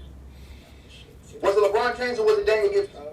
When LeBron James could they didn't even go 7 games. They didn't go 7 games. They didn't go 7 games. Excuse me, I'm sorry. In the fourth quarter in Game 6, when LeBron James could not score, Boobie Gibson scored 31 points and had a great game. He was the one, right? So come on. So you're lying ass that he didn't have enough help. You're a fucking liar. He did. Look at that cherry pick. Because Boobie Gibson was the one that carried him in the fourth quarter. That's not help. He carried him in the finals, in the conference finals in the fourth quarter. What are you talking about? That's not help, my friend. That's not help. That's not help. This dude is on drugs, man. Hey, yo, man.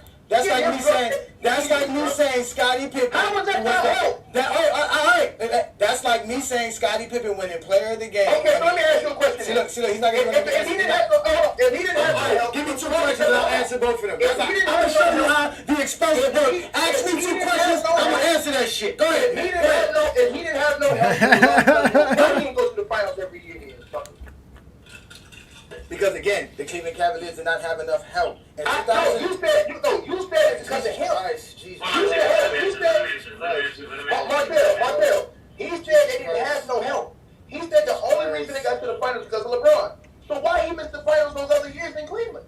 Why he ain't go? If it was all because of LeBron, why he didn't go back to the finals those other years?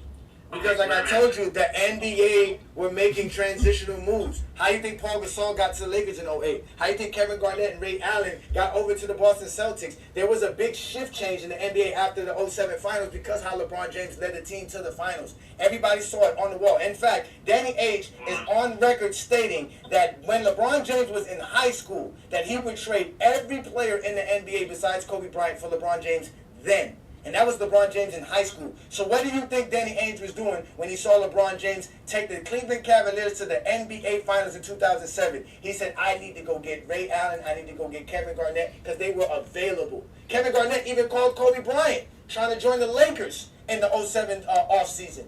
Because it was so many people moving around during that year. Even after 08, the Miami Heat ended up picking up Sean Marion, right? Sean Marion could have easily helped the Cleveland Cavaliers in 08, but they didn't go do that. There was a lot of things that the Cleveland Cavaliers did not do because they were still selling tickets and Dan Gilbert was cheap. He had just bought the team and he was not interested in investing. So what about with Dan Gilbert? What about with Dan Gilbert? What about when Dan Gilbert had the most expensive roster in the NBA? I had two questions to answer. I'll answer that when you get to the Three out of those 4 years, the second time LeBron was the Cavs, when Dan Gilbert had some of the most expensive rosters in the league, why he couldn't win but one? Because all those years, he was one of the top spenders in the league. Because again, the NBA was smart enough to go put Kevin Durant on the Warriors. They would have won multiple titles if it wasn't for the Warriors grabbing Kevin Durant and the NBA having a new collective bargaining agreement that allowed such teams like the Golden State Warriors to even add a Kevin Durant to their roster. So at the end of the day, even that team was undermined by the fact that other teams were out there creating super teams just to stop the GOAT basketball. So let me ask you this question. Why wasn't that an excuse for the Dallas Mavericks when they beat a super team, Miami Heat? Miami Heat were not a super team in 2011. Okay, we ain't talking no more, bro. Yeah, hey, don't talk. Listen, he said, don't take videos of booty cheeks. Chris Bosh and G Wade were not a super team? That's not a super team. A super team is supposed to be a team. 3 players don't make a super team. Hey, look, man. 3 players don't make a super team. No, Ajani, bro. You know what he means. That is a super team. I don't know what ticket it means. Ticket is drunk. Ticket is drunk. He's in a basement of a strip club somewhere in Dominican Republic. Nothing cohesive.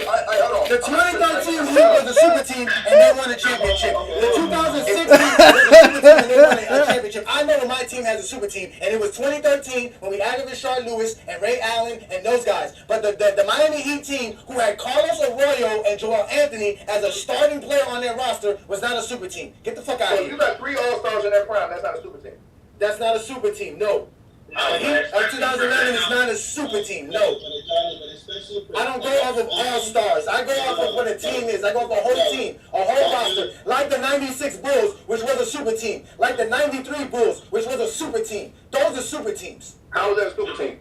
Because in NBA history, there's only been 5 times the team had 2 All-NBA players and 3 All-Defensive players on their roster. Chicago Bulls had 2 of them, 1 in 93 and 1 in 96. And in fact, no, hold up, shit. And in fact, there's only been 2 teams in NBA history to have 2 All-NBA first-team players and 3 All-Defensive first-team players on it. That's the 96 Bulls and the 1983 76ers. So that would constitute a super team. My man, first of all. Because making the All-NBA and All-Defensive team is better than being an All-Star. Bro, lay off the caffeine, man. And you look crazy as hell. Ain't no caffeine.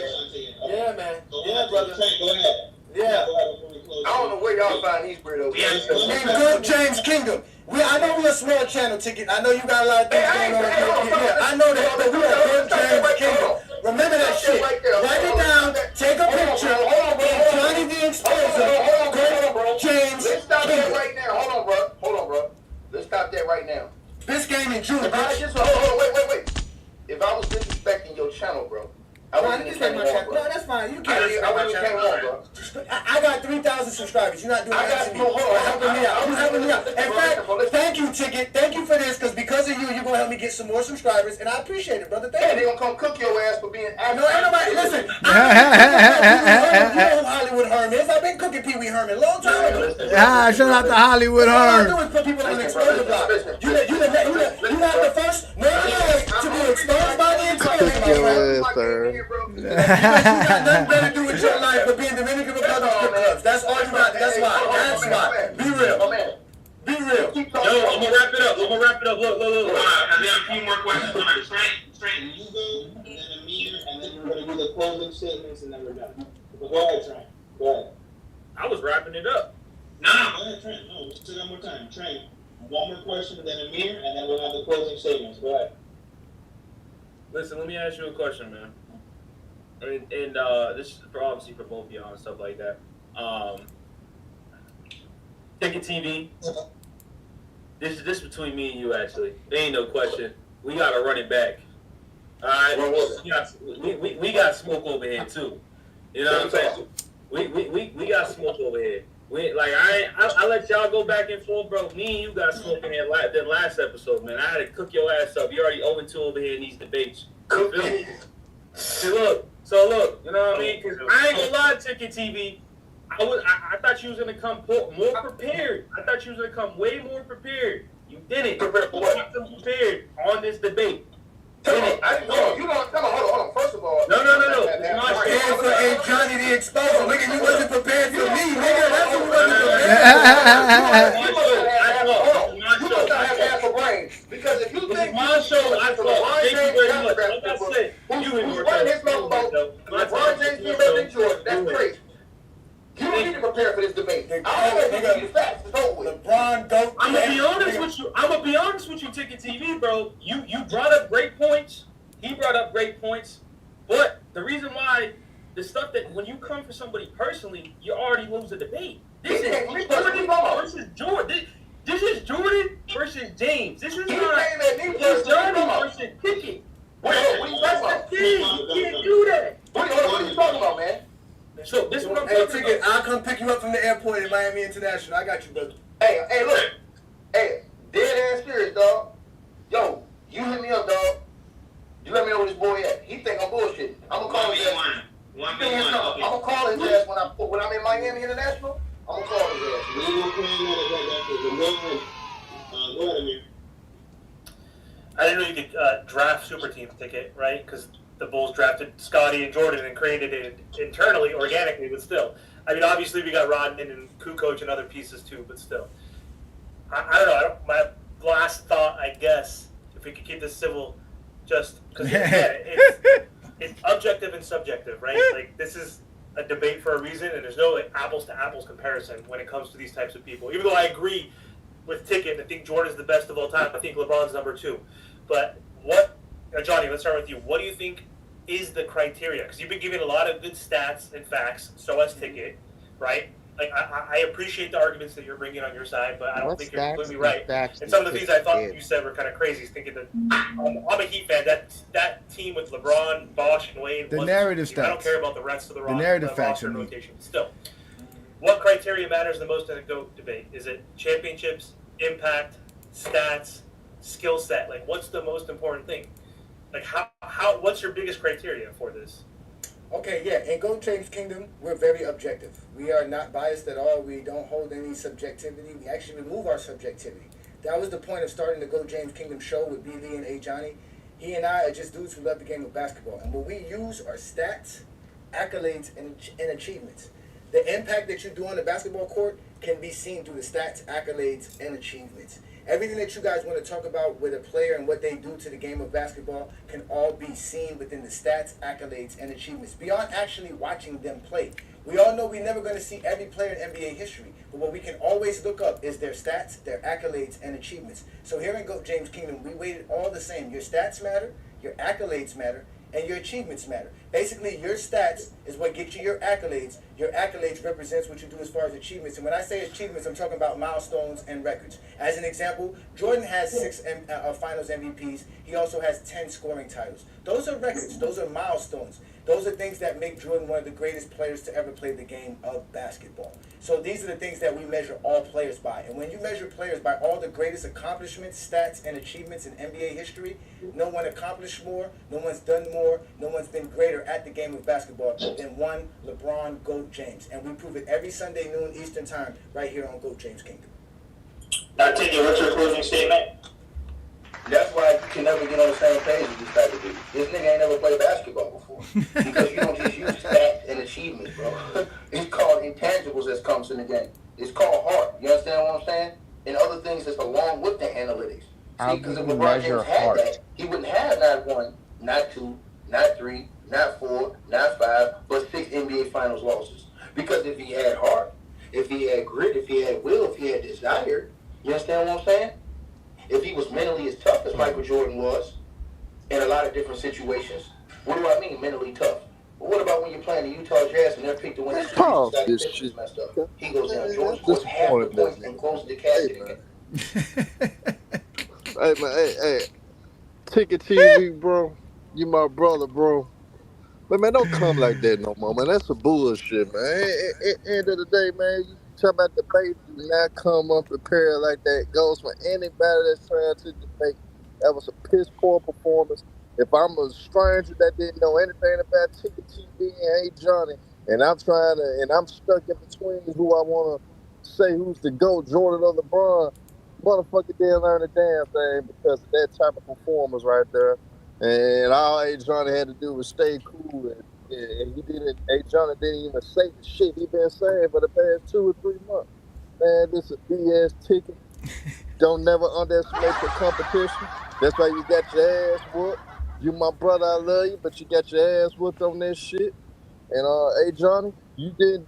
I'm disappointed in you because the same shit you've been doing for months, you ain't bring none of that to the goddamn table, and you should have, despite of what Ticket was doing. So you underperformed as well. So like I said, if I'm a cat that didn't know anything about A Johnny and Ticket TV, and I'm trying to get informative information from that debate, you did not get that from that debate. If y'all niggas don't want to understand that, if y'all just hate Ticket so much that y'all don't want to call out the truth about the debate itself, y'all are some sad ass niggas. And y'all, and I'm gonna get real disrespectful when I say this. Y'all niggas might as well put on makeup and grab your pom pom because that's a bullshit if y'all can't call it how it is. Hey, Johnny did So now that we this got thing now by that, oh, Ticket we said too. But hey, hold on. shut up. Stop being sensitive, man, because you know where I'm going. I'm End of waiting. the I'm day, waiting for you to get everybody done. gets called out. Waiting for you. Everything gets told the truth around here, bro. That was not a formative debate. Ticket TV had one of the worst performances I've seen in a long time. Hey, Johnny did win due to Ticket himself, but for the debate itself, it was not informative. Damn, nigga, And you ain't gonna give me that's no my thought. credit, nigga. You ain't give me no credit because them niggas ain't I preparing did. for I me. said you cooking. I said you cooking. So now that we done with that, in a debate, Fuck out the here only with thing that you can bullshit, do, nigga. only thing you can Nigga, you do know it's is the answer the goddamn truth. Stop questions. it, man. Only thing you can do is answer the questions that are presented to you. Not only did A Johnny answer the questions from the host, from the 3 hosts on the show, he answered Ticket's bullshit questions. So when he asked, for example, when he sat here and asked, um, um, did Michael Jordan ever play a team under 500 in the playoffs? He answered that bullshit question factually. So to sit here and say no information was given during this debate, you're lying. You just want to sit here and make it seem like it was so uninformative because Ticket's debate performance was terrible. He asked a bunch of questions thinking he could stumble somebody, and he got cooked. He answered all of his bullshit questions. It Even ain't when the about questions had nothing to do, it ain't even when it when comes none to of, I'm debate, not bro. done. I'm not done. When it Even comes when to a none of the debate, bro, side questions it had ain't about. anything to do with the topic, he still answered the questions factually. So you don't know what you're talking about. You're just here to run interference for your boy. I got it. He got his ass whooped. Go ahead, Herm. You can respond now. Go ahead, Herm. Go ahead. End of the day, bro, that's what I'm talking about. Y'all not being honest. So, Twin Man, let's just say you didn't know shit about A. Johnny, you ain't know shit about Ticket, and you were just a basketball fan and trying to hear some informative information about a GOAT debate, and you tune into this debate. Would you feel satisfied with this debate? I want you to be honest, Yes, nigga. nigga.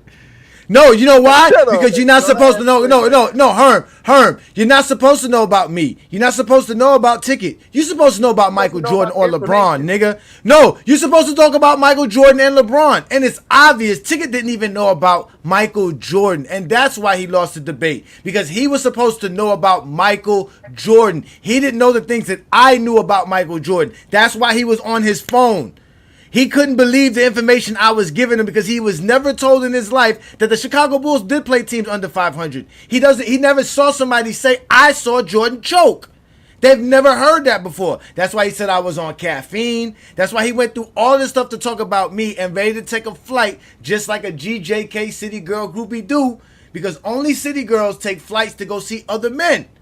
So at the end of the day, he was supposed to know Michael Jordan's career. He was supposed to represent Michael Jordan, not Ticket TV, not nothing else. Because again, like I keep telling y'all, I'm Ajani the Exposer. I only talk basketball. You guys keep worrying about me when all I do is talk basketball. If you really want to know more about Ajani personally, I have actual social media pages for you guys. No, I did understand what you said.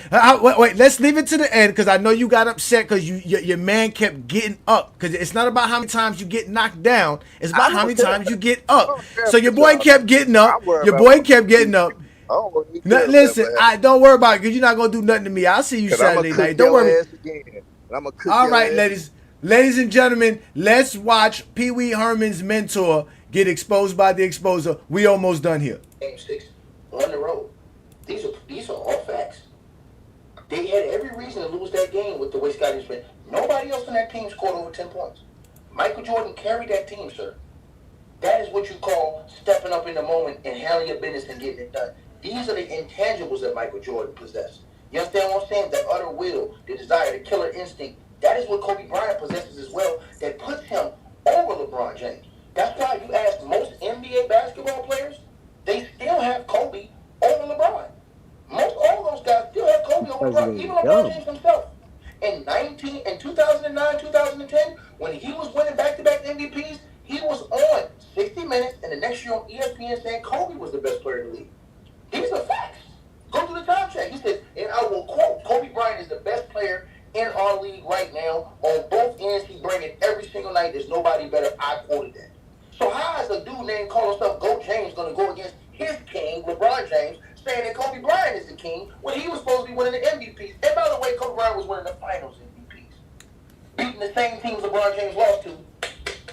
Easy work in the NBA finals. You know that Orlando Magic team LeBron James got ushered up out of there quick?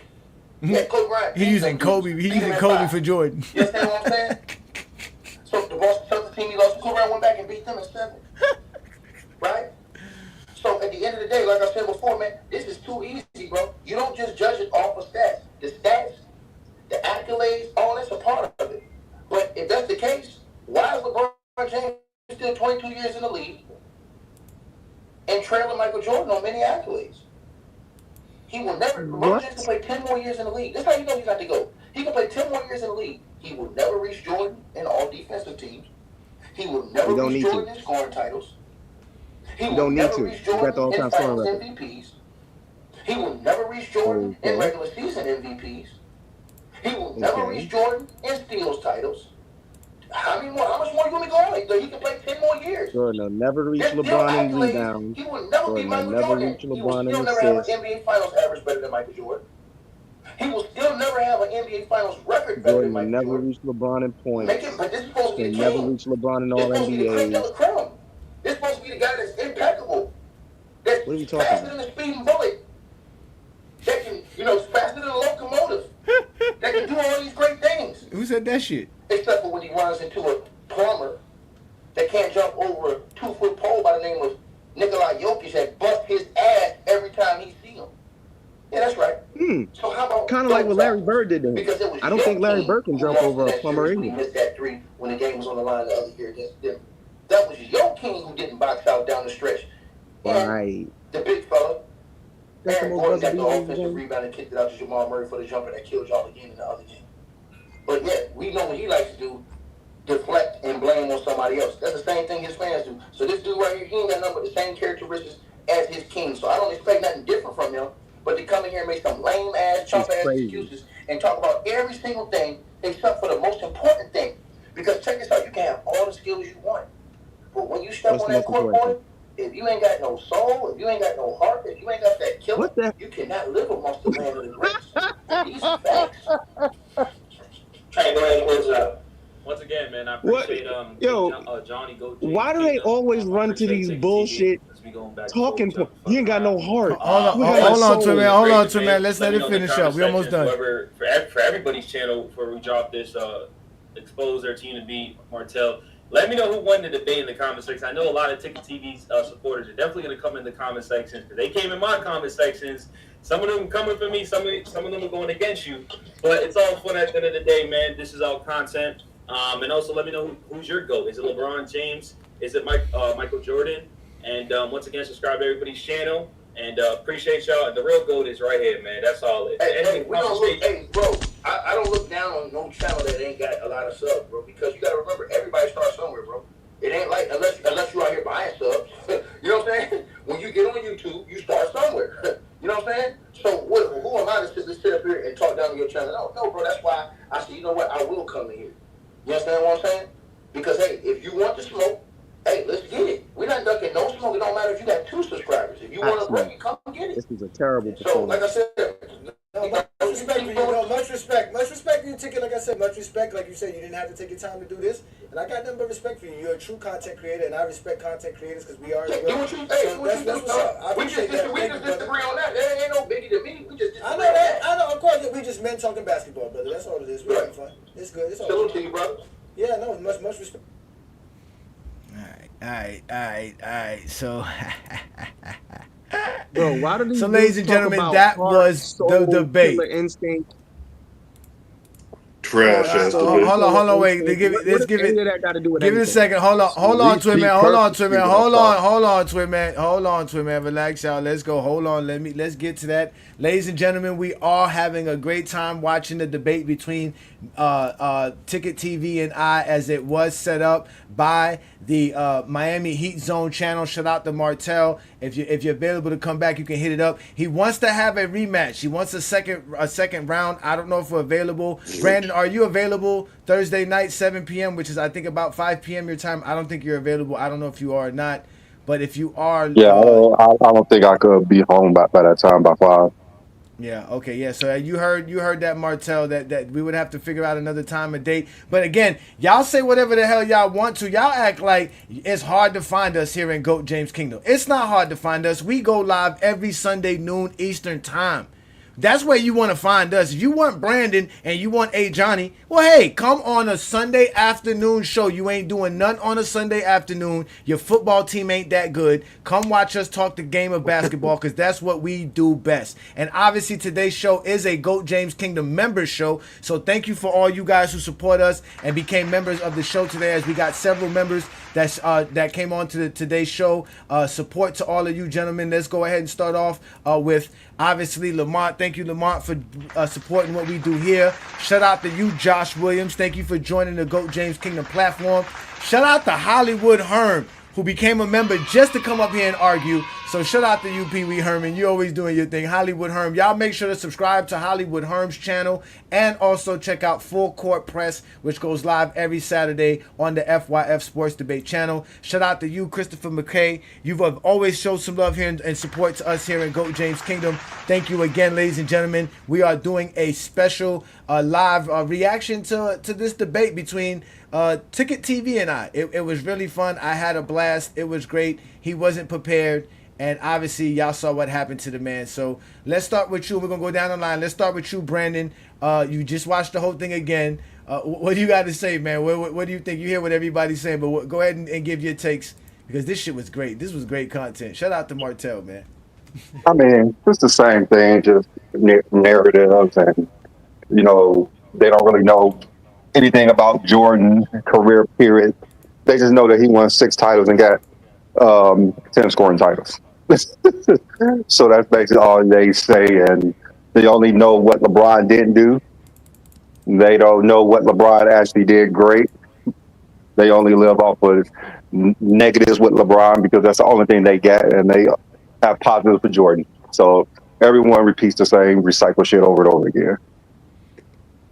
Facts. They don't even be knowing Jordan's history. That's what's crazy. They don't even be knowing Michael Jordan's career on top of that. They just don't be knowing nothing. So, Travis, you've been very quiet. You've been very patient. You watched the debate.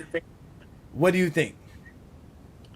It's just like Brandon said. I mean, like, it's not hard. Like, if you had the job of, like, arguing for someone like Kobe or Curry as the GOAT, then that's hard. But he had Michael Jordan. It's easy to argue Mike's GOAT case.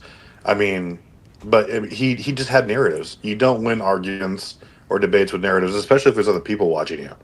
Like you're not going to convince anyone when you just spout the same things you've heard with no nuance, no detail, no context or anything like that. And especially when you just go at the other player instead of trying to be unbiased. And that's all he did. You obviously came with your stats and figures and stuff that he didn't know because he was on his phone half the time. And especially like when you're in the middle of a debate and other people are watching, you have to go to your phone because you don't know shit about basketball, except if you're sitting in front of a computer with like 14 web pages open, then you lose the debate automatically. So he did lose in coaching.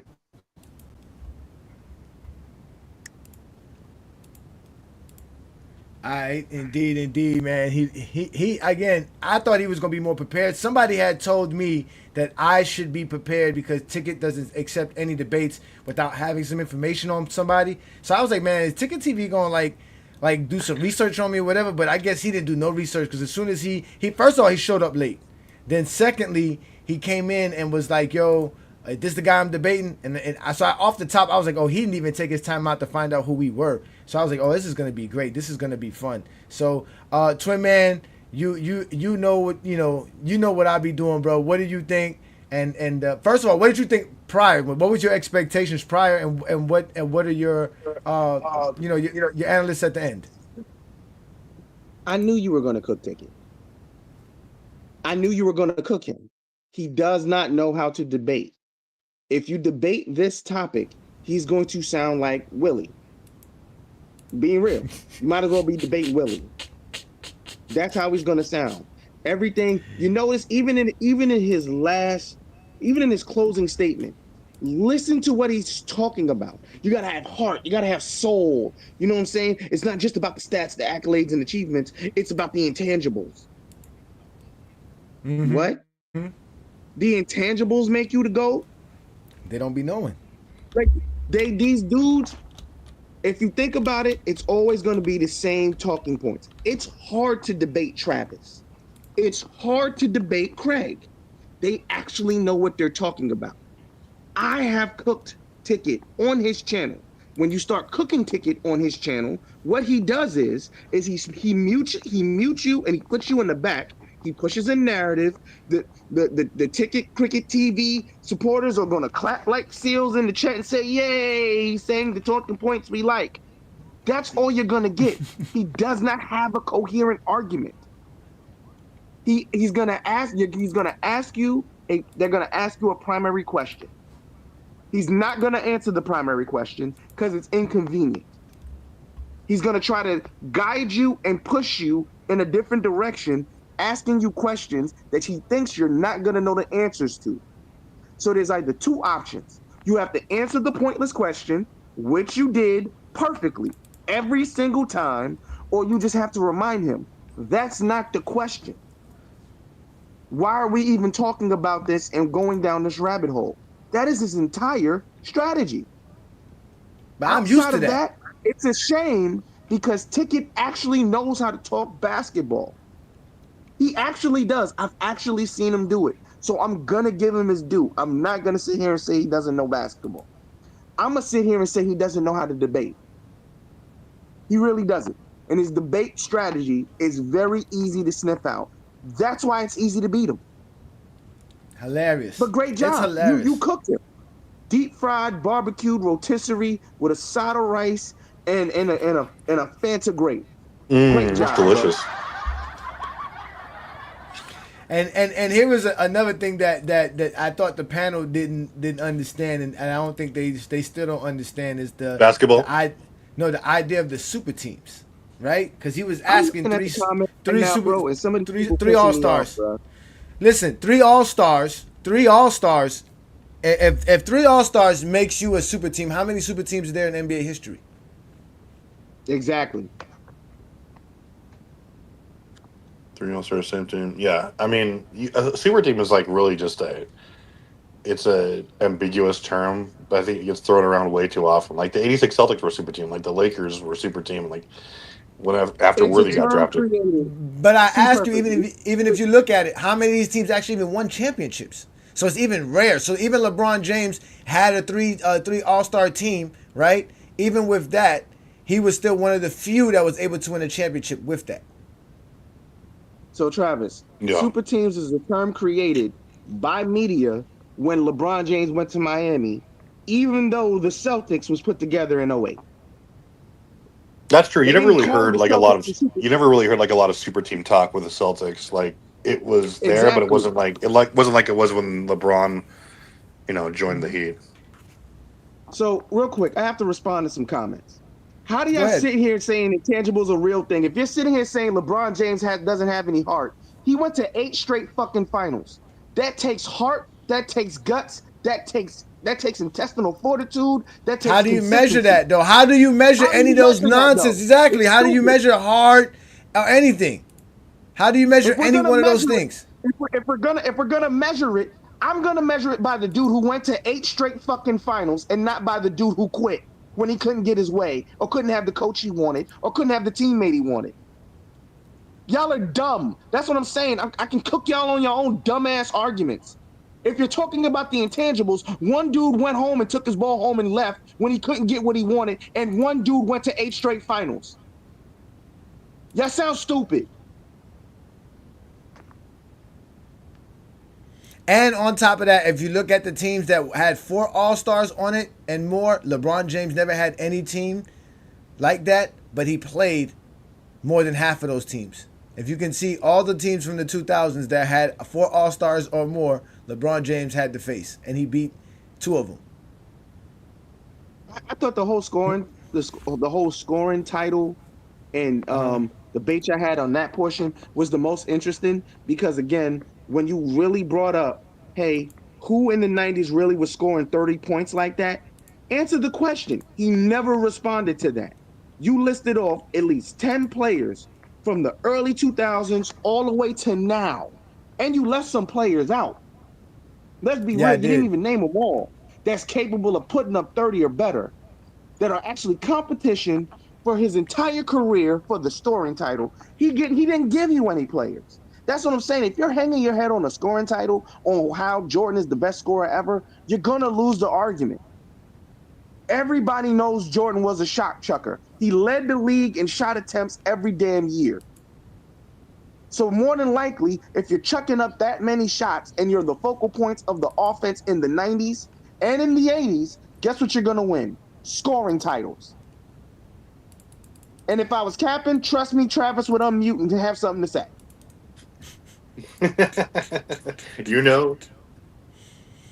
There's no cap protected. Twin Man's excited, man. I'm glad you were so excited and passionate about me just smoking Ticket TV. I'm just tired of dumb shit, bro. I a lot of people said that I was prepared, and at the end of the day, it's not that I was prepared. It's because again, I just talked the game of basketball. I understand what I'm saying. I articulate myself very well, and that's just what it's all about. I always tell people a debate ain't about half the battle, who speaks the. Yeah, it ain't about who speaks the loudest, who speaks the most. It's about who provides the most information. And obviously, Zesty Jeffries don't possess the type of information Brandon and I get. And they're basically 2.5 years behind. Brandon and I got a 2.5 year head start on most Zesty Jeffries because they've never heard most of the stuff that we say. And Brandon, to tell you this, and you heard it throughout the debate, he kept saying, yo, who is this guy? Why is he talking like this? And we've always had people say, yo, I've never heard nobody talk like this. Who are you guys? Why are you know what I'm saying? They always do that. It's hilarious. It's guaranteed that if I encounter Zesty Jeffrey, that they will question the actual validity of me being a person. They think I'm a hologram of some sort. I'm basically a spook to them. It's fucking hilarious. Brandon to tell you, it's fucking hilarious. It's one of the best things we do here in Go James Kingdom. Well, the thing you got going for you also, Johnny, is that you actually have people over the last few years who've come up and have challenged you and kind of honed your guys' debate ability to the point now where it's like you don't just live in like an echo chamber where I think Ticket probably does, like the Twin Man said, like he just has a bunch of clapping seals. So it's like you have actually people. They might not always be the best at challenging, but at least it's there. You have pushback, which is good. You've gone on other channels and done this too. So at the end of the day, like that really showed. And one side was obviously the more experienced debater, while the other guy didn't really know what to do except for run to the phone when he was having pushback and facts that he couldn't refute. Running to his phone was the best thing. I was like, oh man. and then when they asked him, yo, I don't know why they asked him, where are you at?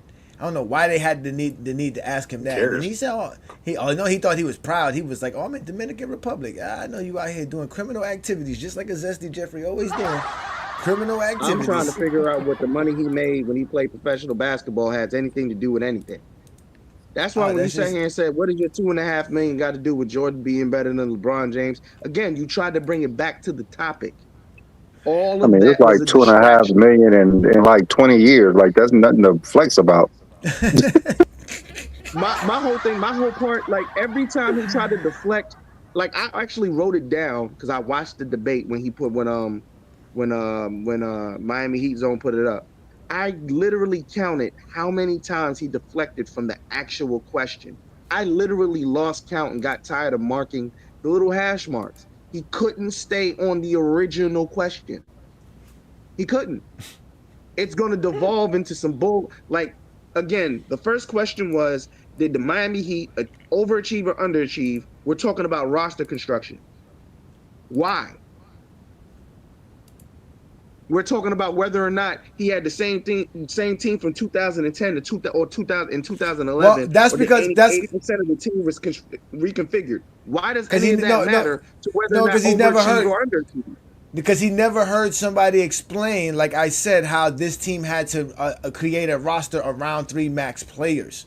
That dynamic, he never heard somebody explain that. So by explaining that is basically saying like, okay, well, the Heat in general didn't even have a good team.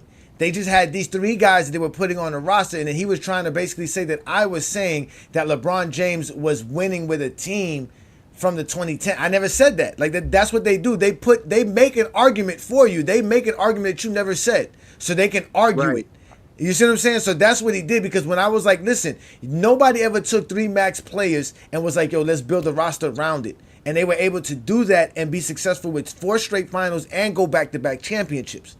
So again, whenever I'm able to make LeBron James look good in a good light, they got to find a way to not make it look good in a good light. But then on top of that, they got to make it seem like you said something outrageous, but they do it by making up something you never even said. So that's what happened to him. He got caught off guard. He got caught off guard again because he never heard the type of stuff that Brandon and I got here in GOAT James Kingdom. Any NBA franchise, any team, I don't care what team you pick, would like to go to the NBA Finals for the next 4 years. Any NBA team, win or lose, I guarantee you they wish they would go to the Finals for the next 4 years. So for all y'all that are sitting here saying that the Miami Heat somehow underachieved because LeBron James said that they would win a bunch of championships and they didn't, that is the dumbest argument I've ever heard in my life. Sitting there hyping your team like you're supposed to hype your fans up doesn't mean anything. What did they produce on the court? 4 straight finals, 2 championships. 1 player won 2 MVPs. What are we talking about? So that's what I'm saying. It's insane. No, let's let Danny Mac try to say how I lied and said something I didn't say. Again, he goes here, Twin Man. He brought up the roster construction because Ajani said LeBron took Miami from not making the playoffs to the finals when that's not what I said. That's true. But that's not what I said. I said he took a team that couldn't make the finals. They weren't in the finals. And we're getting swept in the first round to actually going to 4 straight finals. That's why it's a success. I did not say they didn't make the playoffs. I'm a Miami Heat fan. I don't say that. That's why we do shows like this, so it's recorded. So you can't say I said stuff that I didn't say. That's what they do best. They're liars because they're not listening to actually have a conversation. They're listening to respond. I never said the Heat didn't make the playoffs. I know the Heat were in the playoffs in 2010. He didn't even accept when he asked me who was on the roster from the year before, and I brought up Jamal McGlure. He didn't even know Jamal McGlure was on the Heat. He didn't know that. They don't know nothing. All they know is narratives. And those narratives, like you said, is in the echo chamber. And they don't have no one else to challenge them when they're in that echo chamber. But when they step out of the echo chamber, which is why GOAT James Kingdom exists, they are in astonishment. They never heard nobody talk like this. and to know the game of basketball the way we know basketball. At the end of the day, the Miami Heat overachieved because they went to 4 straight finals, won back-to-back championships, and were the cream of the crop of the NBA for 4 straight NBA seasons. The greatest Miami moments of all time is with the Big Three Miami Heat. And as soon as LeBron left, all that went out the window. We had to rebuild. Who cares if they change the roster? That's what you're supposed to do when you get max players. You're supposed to try to build a championship team. Why does any of do you see my point now? Why does any of that matter? The question was, did they overachieve or underachieve? What does the roster being changed have to do with anything? Why No, it's not. It's not the matter? same difference, Danny Mac. It's not the same difference. Again, I know you Zesty Jeffries don't like the idea of losing in the first round. Losing in the first round is actually better than not making the playoffs, which you would say Jordan at least made the playoffs his first 2 years. LeBron couldn't. So no, me saying that they couldn't make the finals is not the same thing as them not making the playoffs. Stop putting the argument in my mouth. I didn't say that. You're a liar. That's why you get exposed by the exposer. Matter of fact, that's why you safe in the comments, because that's the only place you can stay safe at. Because if you show up like Ticket TV did, you would get embarrassed. At least he had the fortitude to tell the owner of the strip club, let me go down in the basement. This ain't going to take too long. I mean, like one of the main things when you actually get into the LeBron versus Jordan argument, a lot of times it's just more narrative based anyway. So that's what they are used to, and that's what they just do. It's just LeBron versus Jordan. Let's see who has the best narrative. That's why when we actually do our like debate, we always preface it on who's the greatest, and they can never describe why Michael Jordan is the greatest. It's impossible, and we already know that's impossible, and there's no way that they can describe why Michael Jordan is greater than everybody. You notice how he literally went to the most reliable talking points we've heard everyone say. They always try to talk about specific All NBAs. They don't say because they don't sit here and talk about all of the All NBA selections. He has the most all defensive teams. You see what I'm saying? We got to go specifically there. He has the Stephen A. Smith talking point. That's the Stephen A. Smith talking point. He has 10 scoring titles. He has 3 steals titles. Guess what? The NBA doesn't recognize scoring titles, so I don't give a shit. And then when you try to put Stephen A. Smith narrative on those scoring titles, they get mad at you. You're trying to diminish him. No, you're just trying to tell the truth. He didn't have any competition back then. He really didn't. And anybody that does a little bit of research knows that. So Brandon, this is what I put in the chat a poll. Shout out to everybody again who are supporting us, everybody who is here. Again, if you're commenting, that means you are a subscriber to the channel. Thank you again for joining us here in a special Monday night as we are talking about the debate that I had with Ticket TV. And I asked them, Brandon, if we should have Ticket TV show up on a Sunday afternoon, which I think he's going to be more than happy to do that now. So what do you think? You think we can get Ticket TV to show up on a Sunday? It'd be great if he can, but I don't know. They be acting weird when they come on our show. So yeah, I wish he would. I wish it seems like he wants a rematch. He seems like he wants a rematch. Yeah, he does. He seemed like a cool dude. Again, he's not that big headed. He's very arrogant, but he's not that big headed. As you can see, like he said, he doesn't care to channel size. So, and like I said, I'm gonna reach out to Martell because Martell wants to set up something with him again, and obviously they're gonna get together Thursday night. I don't know what they're gonna do because I can't show up Thursday night. Brandon can't be there Thursday night. We have to set up another night to do it. I keep telling you guys I'm available Saturday nights, Sunday nights, and Monday nights. Y'all don't like that shit. I don't know what to tell y'all. That's when I'm available. But either way, it'd be nice to have Ticket TV again. If you're listening, Ticket TV. If any of your disciples are out there listening, we got some. We got the GJK. Right now. Yeah, no, we got a GJK City Girl groupie in the chat. Go ahead and tell Ticket TV that we would like to have him on a Sunday night. He might even want to show up on a Friday night exposure. Again, you might listen, y'all. Listen, y'all don't understand what we do here in GOAT James Kingdom, man. We are big time, man. We don't play these games, man. We have a great time bringing y'all content, and we're going to continue to do that. Again, ladies and gentlemen, if you got an opportunity, check out the debate between Ticket TV and I as we went head to head on the Miami Heat zone. channel, and it will be actually posted up after this live here. Once I'm done with this, I'll put it up on our channel. It's already available to our members. So again, thank you for all our members who supported us. Again, if you want to reach out to us, you can reach out to us at goatjameskingdomshow@gmail.com or at goatjameskingdom@gmail.com. And again, thank you to all of our Goat James Kingdom members. Thank you so much. We're going to continue to do shows like this, and for anything that you need, just reach out to Brandon and I. We'll take care of you.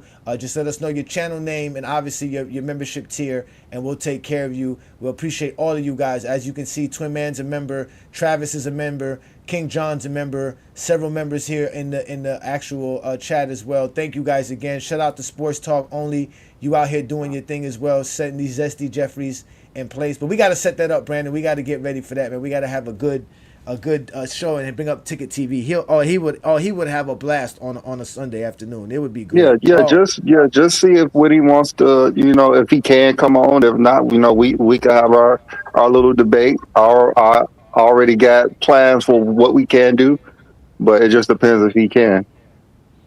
All right, that'll work. It wasn't a great debate. That was a one-sided ass whooping. All right, so yeah, let me get y'all y'all vote. So who won, Brandon? Ajani or Ticket TV? I'm gonna say Ticket TV. Nice. All right, Twin Man, who won the debate? Ajani or Ticket TV? Don't ask me dumb questions. That's a dumb question. Don't even ask me dumb questions. Listen, fillet of fish, sawfish, whitings, catfish, deep fried rotisserie. There was white wine and red wine and fried rice and bacon bits on the salad. There was egg rolls and garlic bread. Any type of meal you wanted, he was cooked. I'm trying to tell you. This is the first time he ever had that type of debate, so he probably was thrown off completely. He was completely thrown off. You could tell, even if you've never even seen him before, you could tell that he was flustered about what was going on. Oh man, that was great. That was great. I will leave it up to you, T Perfect. You're the most objective person here because Brandon and Twin Man are very, very subjective right now. Who won the debate, Ajani or Ticket TV? No, I mean you crushed him, man, for all the reasons we talked about. Because he wasn't really debating; he was just reading a ESPN scorecard, and he was just reading directly from the page or something from his phone. So I mean, you were doing it off the cuff, which is always the most impressive thing. Like I said, stay from the comments or on your phone, real time. So no, you destroyed him, and that's probably why he wants a rematch, because he was he got made to look bad by somebody he didn't know because he was busy just doing nothing. So easy work. Easy work. Light work. Light work. That's what we do best. Again, ladies and gentlemen, I'm Ajani the Exposer, man. Yeah, man, this is what I do, man. This is what I do. But again, I also do this with my partner, B. Lee, and I got to give you shout-outs, brother. Thank you again for what you do. Man. Yeah, listen, man, we are the Clutch Sports Hitmen. We are the Clutch Sports Hitmen. That's what we do. Whenever you out here talking Zesty Jeffrey logic, we put that shit straight to bed, baby. We go ahead and lay shit out. In fact, that crazy background that he couldn't understand was LeBron James' accolades in his trophy room, because we all know GOAT James has the largest trophy room in NBA history. No one has accomplished more than the GOAT. The Zesty Jeffries could cry all they want to. It does not matter, because LeBron James will continually show why he's the greatest player to ever play the game of basketball, and we'll do it right here on the GOAT James Kingdom platform. He is the GOAT without a doubt. And again, if you want to challenge us, you want to see us, you know where to find us, right here on the GOAT James Kingdom platform, where we go live every Sunday noon Eastern time. Plus, we go live on a Friday night exposure with me, Ajani the Exposer, where you can get your one-on-one with me like Ticket got with Miami Heat Zone channel. But again, before we get up out of here, there are some games that ended tonight. We have the Toronto Raptors, who beat the Indiana Pacers. The Knicks took care of the Washington Wizards. My Miami Heat took care of the Philadelphia 76ers. Then we have the Milwaukee Bucks edging out the Houston Rockets, which is a big win because the Rockets are actually a good team this year and balling. And at halftime, we got the Phoenix Suns down versus the Orlando Magics. We got a game that just tipped off in Sacramento versus Atlanta. And then we also got another final where Chicago took care of Detroit. But obviously, within the next couple of minutes, within 5 minutes, we got the Warriors versus the Clippers in LA. So that should tip off on NBA League Pass. Ladies and gentlemen, this is the GOAT James Kingdom platform where we talk basketball and nothing else. Y'all have a great Monday night. Thank you for joining us. Peace and blessings. If you're a basketball fan and you're tired of basketball shows that talk about fake narratives and using non-basketball terms like killer instinct, playoff translation, gravity, come to GOAT James Kingdom.